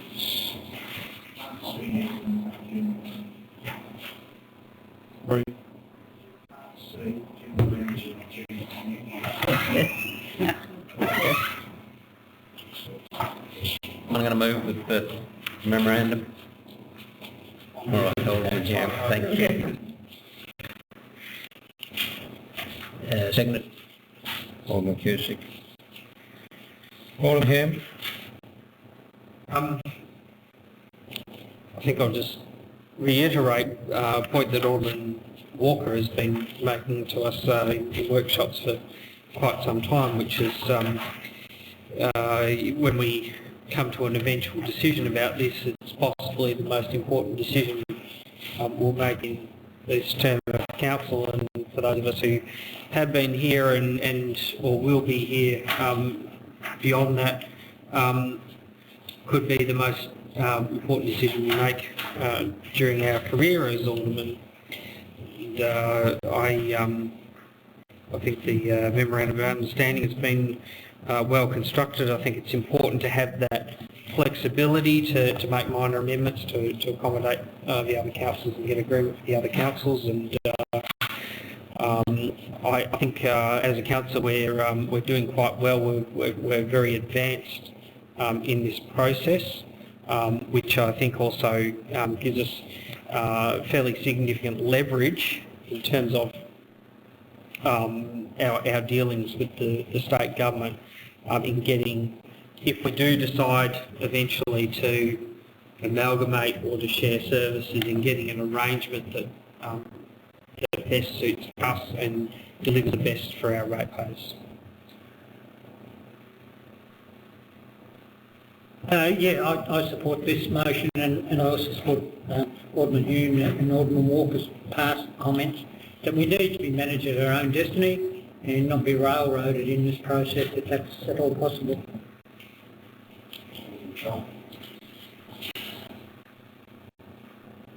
A number of times I've said this, I have a fundamental problem with this because we as a council have agreed that we want to reserve the right to look for a consultant that we want to talk to, not necessarily one of the four. This memorandum of understanding says categorically that we will seek feasibility study proposals from the consultants listed in Schedule 2. It does not say anywhere you can make a decision about who you talk to. It says before in Schedule 2. Now, I know we've had verbal representations that that's possible, but the reality is that's not what it says in the MOU. And as long as it continues to say that, I have no trouble supporting it. Mr. Mayor, I think in clause 4.1, the last paragraph reads, In the instance that none of the submissions are deemed acceptable, council shall notify the minister and propose a preferred option to advance the feasibility study. So I've tried to cover that off by seeking the inclusion of that clause. Thank you. Any further speakers? Yes. Does that mean still, I was of the understanding that if we didn't approve or like the consultants that the minister chose, that we then had the choice to select our own? Does that mean we still get the money to or are we being victimised by having our own way of doing things? Through you, Mr Mayor, the one thing that the department, and by extension I presume the minister, has insisted on is that as the first stage of the process, we at least get quotes and proposals from the 4 nominated consultants. It is absolutely open to us to determine, post getting those, that we don't like any of them, that we want to go down a different pathway or no pathway at all. And I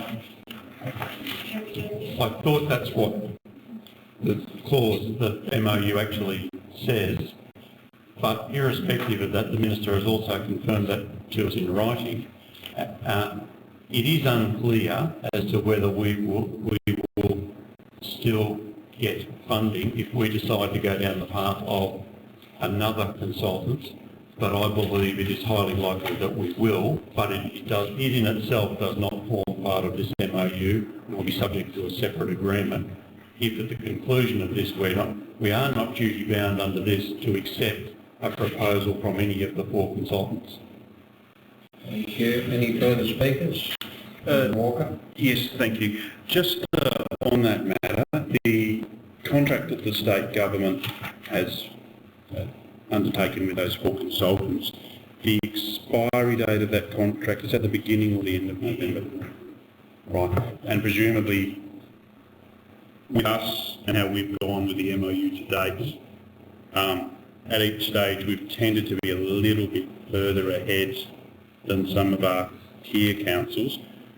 On the successful moving of this tonight, what other ones have to line up to then, if you like, move that forward before November 3rd? Through you, Mr Mayor, Sorrel and Tasman, and I presume Glamorgan Spring Vale, though I'm not certain about Glamorgan Spring Vale, but certainly Sorrel and Tasman are in a position to sign the MOU now.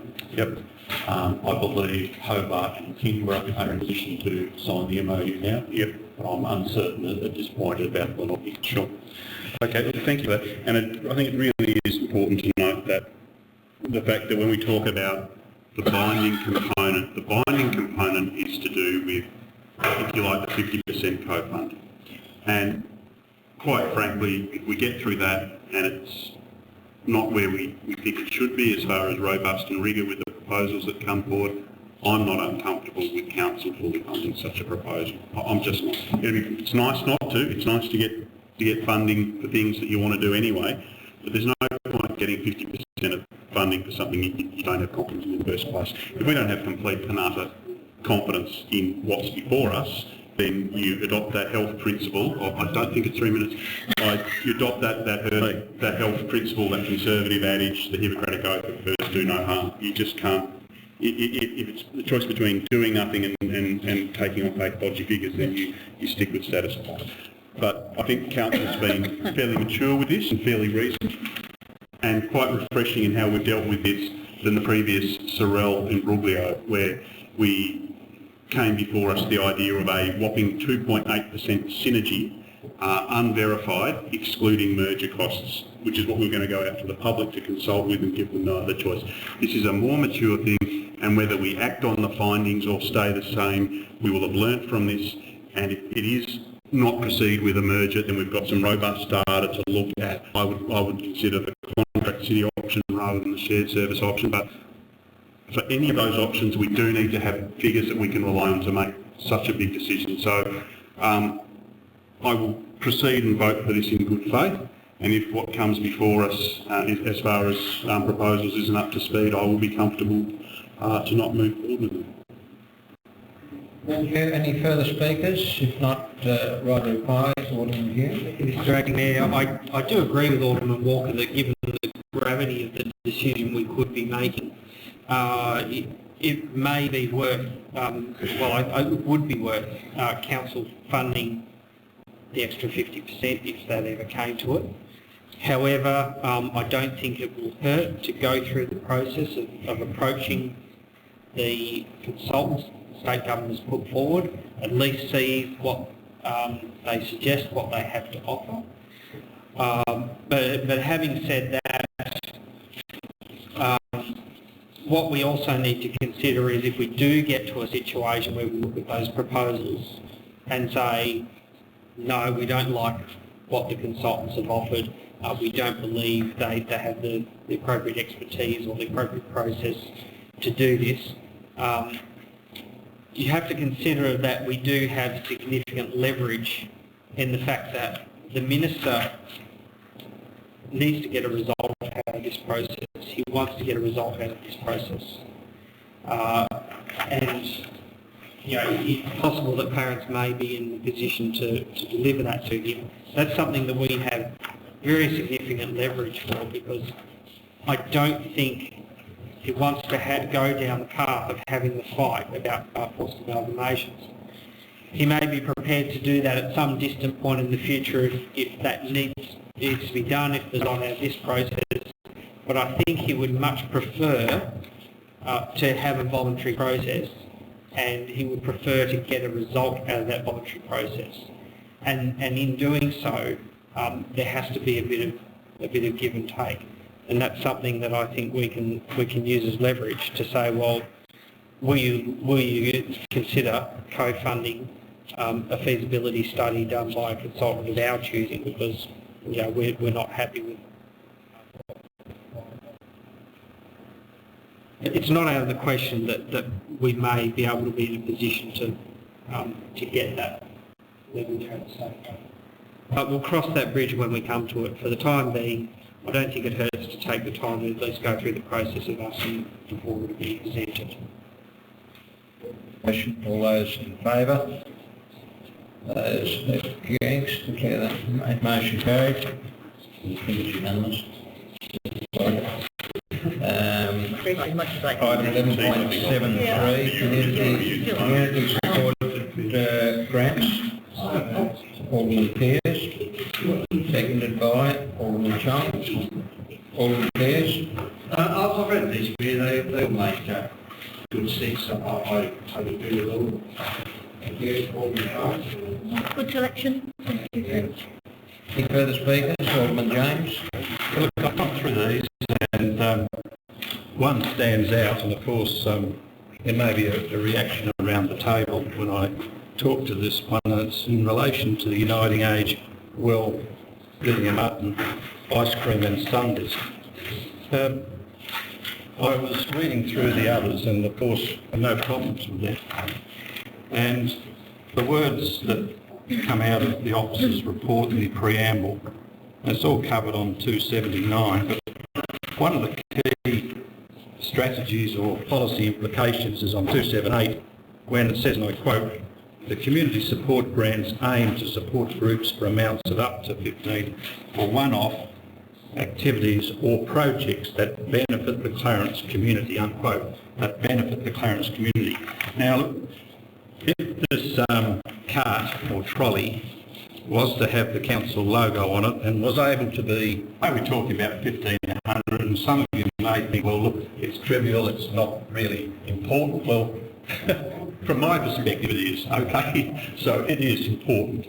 Now, if this trolley was able to benefit the Clarence community, and I assume that one of the criterion that met the Grants Committee's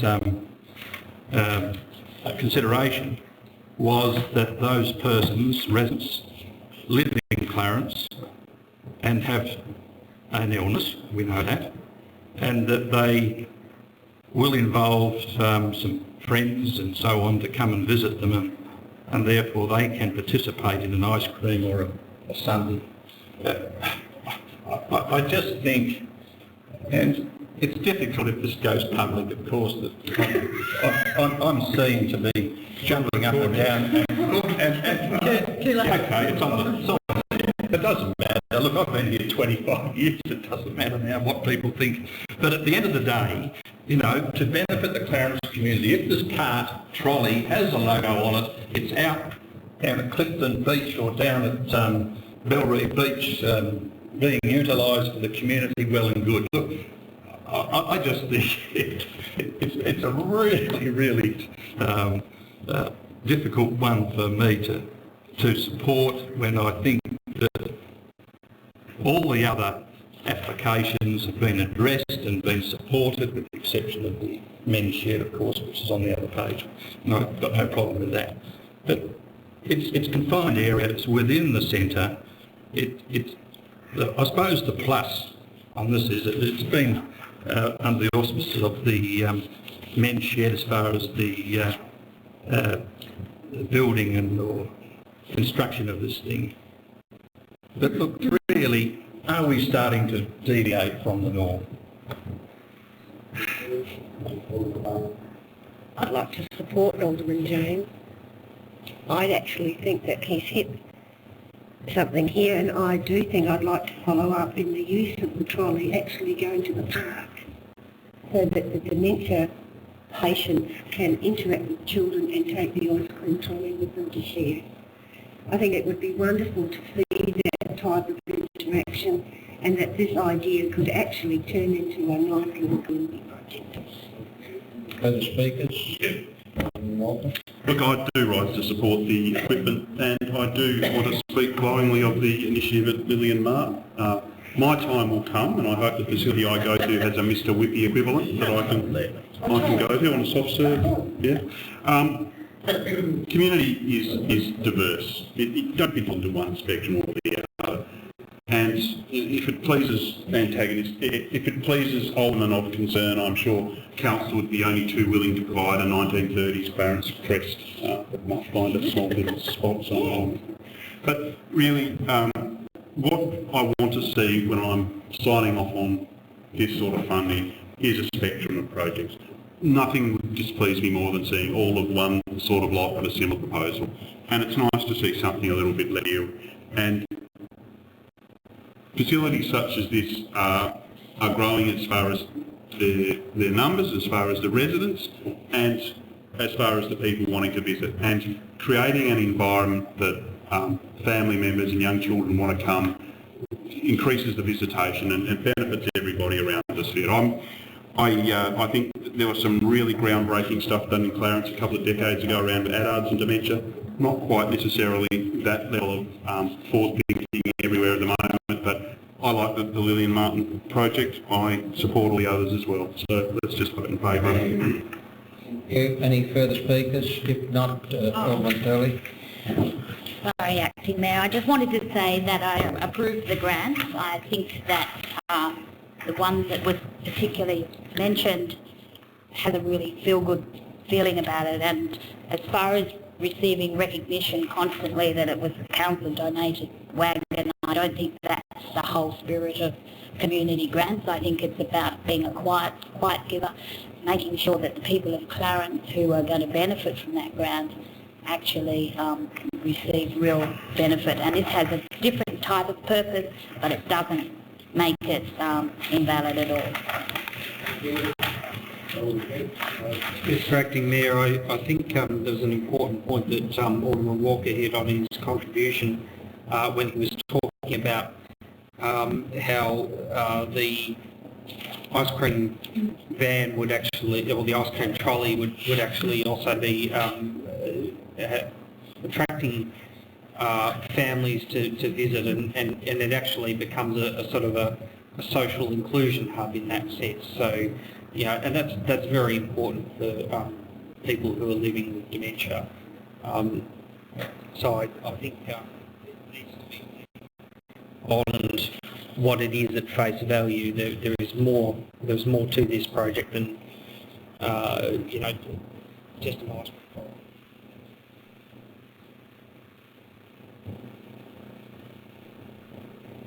Further speakers? If not, right reply, Alderman Pearce. Thank you, Mayor. Now, I must admit, this trolley has caused some debate. And I must admit, when I first saw this, I did have to read it twice myself to think, what is going on? Look, I totally support the officer's recommendation. I wouldn't like something like this trolley to come up every week, but I think we've got some ideas that if it does, maybe it should be used in a few other centres as well. So, yeah. I'd just be interested to see if something like this comes up again. Thank you. On the motion, all those in favour? Those against? Declare the motion carried unanimously.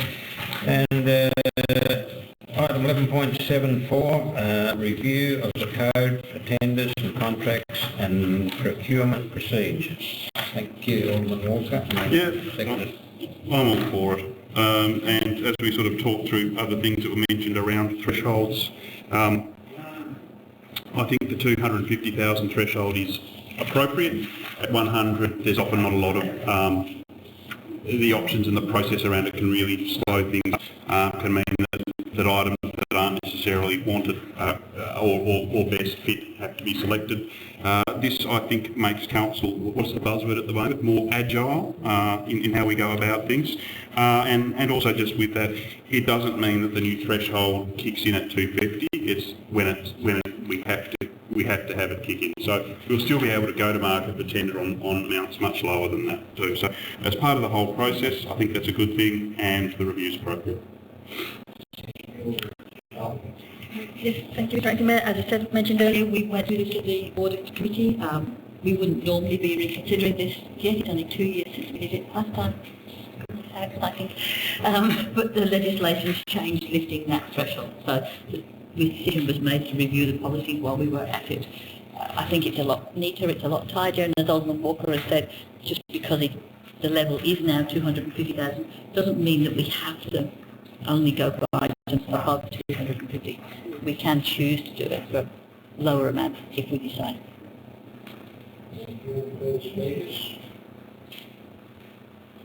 Aye, Alderman Walker. Thanks. I put the motion. All those in favour? Those against? Declare the motion carried unanimously. Item 11.75, State Fire Commission Local Government Representative. You realise any nomination has to go forward to the Local Government Association, which in turn will forward the nomination sign.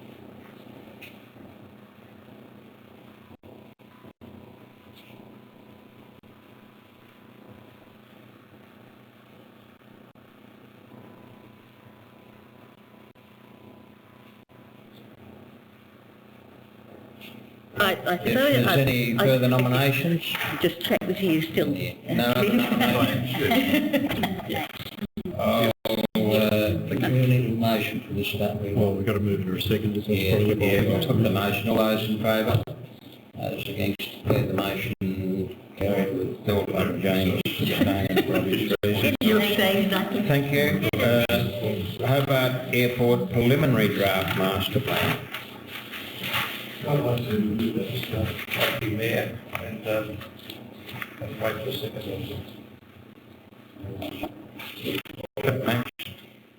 I believe this is a great step forward. I really do. There have been some comments made in relation to where the industrial zone that's being proposed impinges upon the main highway network. But looking to the longer term, and I think we're assured of getting that access to Surf Road or to what's left of Surf Road once it's closed at the southern end of the runway.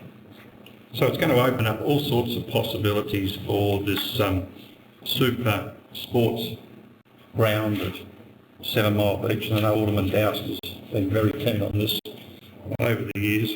And so how it's going to benefit from, yeah, he's been shaking it a bit, I know. So look, there's also some concerns about what may happen to the Tasmania Golf Course, and I don't want to go into that because I know the acting mayor has made his comments in the press in relation to that, as far as striking out any permanent residential development is concerned. But I think he has sort of intimated that there could be some timeshare arrangement if that land is subdivided or rezoned and subdivided, as the case may be. But I think this is really exciting times for us. It's a win-win. Not only is the airport going to gain a blanket approval for its management plan, but also the council is going to have access to its key sporting ground as and when that develops. So I seek council support. Thank you, Mr. Ackerman. Look, we're discussing our workshop. I think the issues, concerns that came up in the master plan are well articulated in the report here. I don't intend to go through them. I think we generally, it's good for us to support A, the master plan, and B, these concerns that we want to raise with them. Further speakers? Alderman Garland. Yeah, through you, General Manager, in relation to C, item C in the recommendation, where it's talking about acknowledging the resulting closure of Surf Road through the airport site to general traffic but retaining access to the easement for pedestrians and cyclists. Did that discussion include horses? Because there has been access. Through you, Mr Mayor, I understand it will be a multi-user pathway. That's good, thank you. Any further speakers? If not, right a reply. Alderman James. For the motion, all those in favour? All motion carried unanimously, I believe. And that concludes the... sorry. Item 12, Alderman's question time, 12.1. I don't think there's anything at all. I think we can go straight to 12.4. Questions without notice, Alderman Pierce.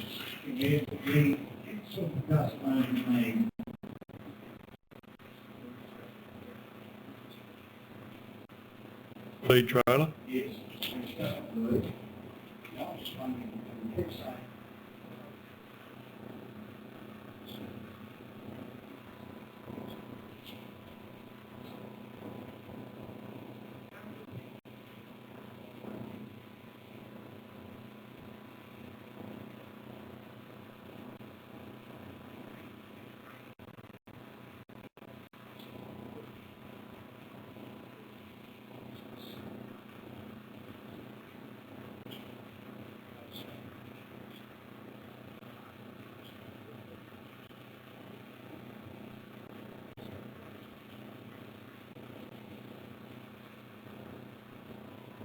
Is a speed trailer distinct from an advertising sign? Are they? Yeah, two different things. One, No, I'm just talking about the particular characteristic of the speed trailer is that it has like a radar system enclosed in it. We can get some costs. On both. Both. Alderman Doust. Yes, I just want to know, are we in charge of Candy Drive? Because there's a heap of rubbish there, right on the road, opposite the thing. There's a big cyclone fences there for a while, and On the road reserve or on the land, on private land? yeah, like between room to move and that fence there, and then you've got a big sort of cyclone fence, and then you've got the land going down to Cambridge Park. All that along there, I came along there the other day. I'll have to follow up. Yeah, but I saw it the other day when I went out there as well. Thanks, Alderman Doust. Alderman Cusick. No? Alderman Hume. Acting Mayor, two questions. The first one, how are we progressing on our economic development plan?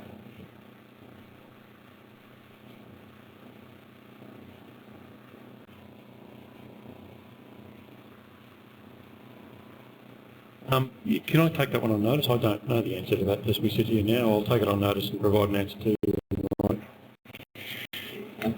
Second question. We made a decision that we were going to start charging rates to the owners of independent living units, the owners being the organisations or companies, not-for-profits, whoever's running them. And we've had aldermen have received some emails from the community. One of the questions that they keep asking is, will the pensioner rebate apply? Now, my understanding would be that it wouldn't, because the individual pensioners are not the owners. Question I would have is that the case, and if it doesn't apply, is there a way for council to make provision for it?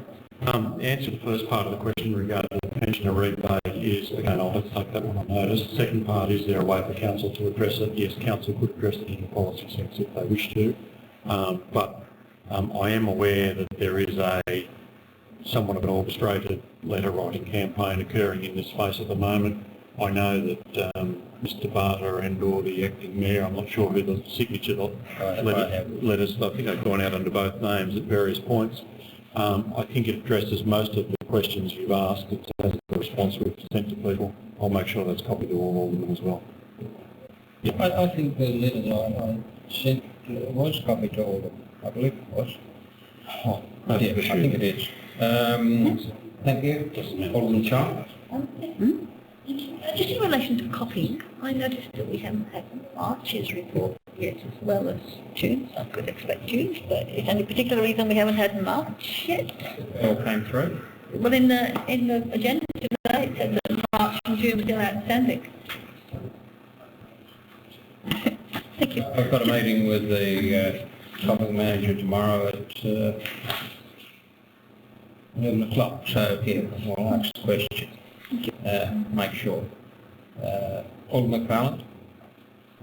Some questions regarding our cleaning contract. I know I've spoken with the General Manager about the condition of chambers, toilets, etc. in the past, and there's been some good work done in the kitchen.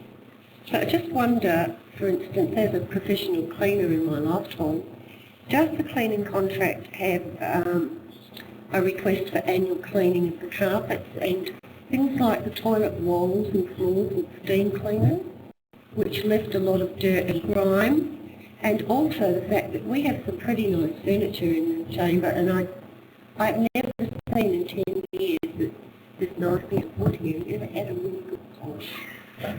Now, I don't think that it means that we're being pedantic. It just means that we care about the environment, that we facilitate a large percentage of our time, which is very relevant to our quality of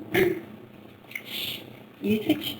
And I'm not going to go into the toilets again because I have mentioned it a few times. And I just wondered to what standard those contracts are actually kept. Because you don't know. Two questions. They're through you, Acting Mayor, to Mr. Graham.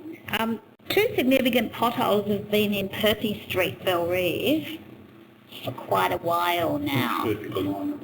Quite a while. They're really... Thank you. Pardon? I went over this afternoon.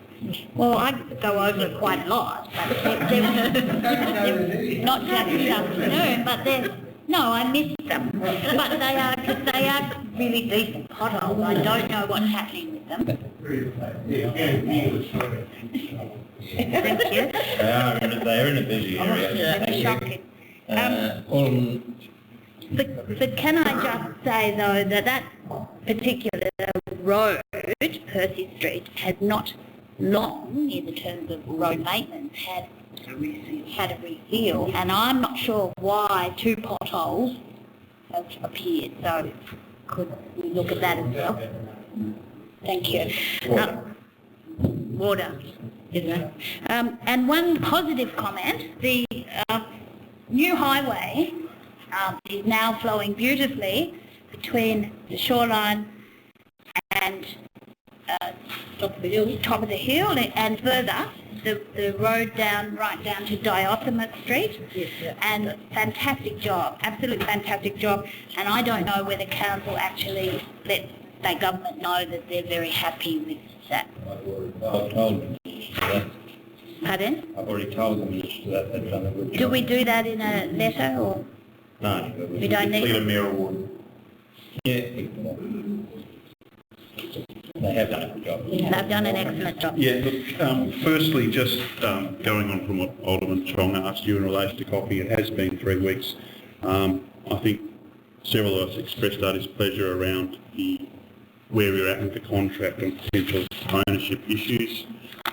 You may not have met, I understand there's a meeting tomorrow, but in that time, through any informal channels, is there any news or clarity you can bring to that matter? Yes, certainly through you, Mr Mayor. I've met with them the next day. They've agreed to undertake an urgent rewrite of the rules.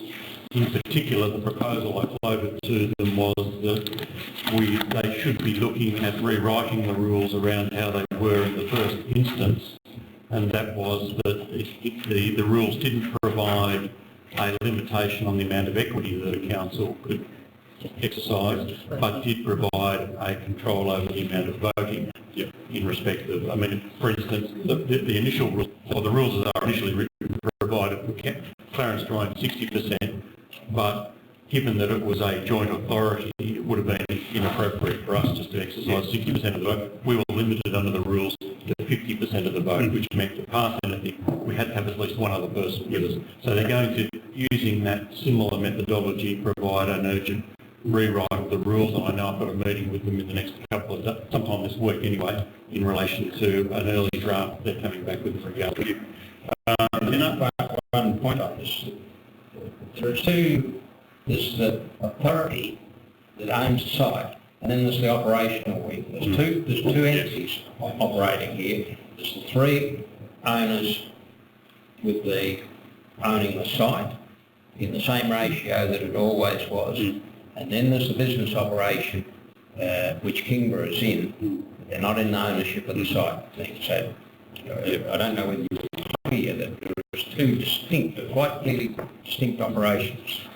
And we get our dividend through the lease to the operational authority. Sure.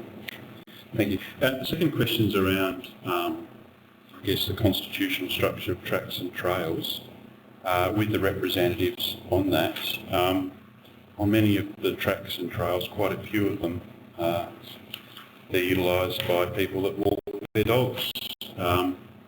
Do they have a voice on that committee, or the possibility to become members of that committee when it's put out? I don't know if Alex can help me out.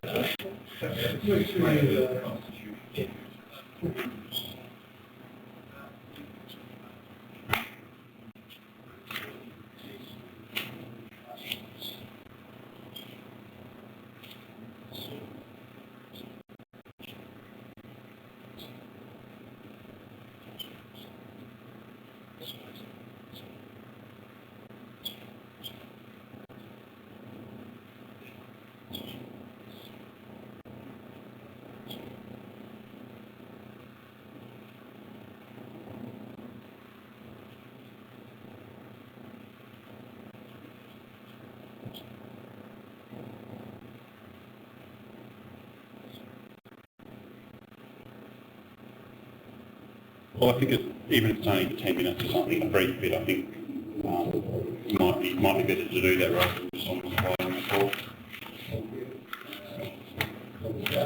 I have 2 questions.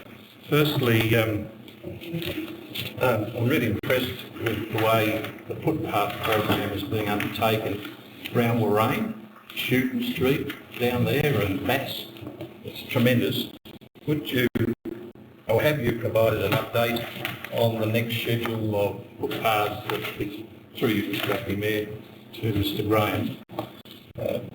Have you provided one of recent times, or is there one still to be sent out so that we can keep it?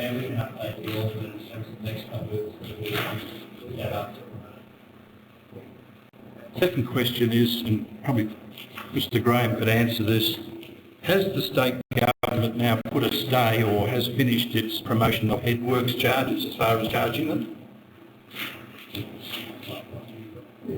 Mr Mayor, in terms of their policy in relation to headworks charges, it only related to Tas Water, I think, headworks charges. And I think the agreement that Tas Water entered into them was that they would contribute a certain amount for 2 years. Having said that, I don't quite recollect when it started. I don't know when the 2 years finished. It must be in year 2 by now. Thank you. That concludes the questions and answers. Closed meeting. 13.1. Motion. Thanks. Alderman Hill. Better do it even though there's no one here, otherwise the rest will go through. Procedural, I'll put that motion. All those in favour? Those against? Declare the motion carried unanimously. Item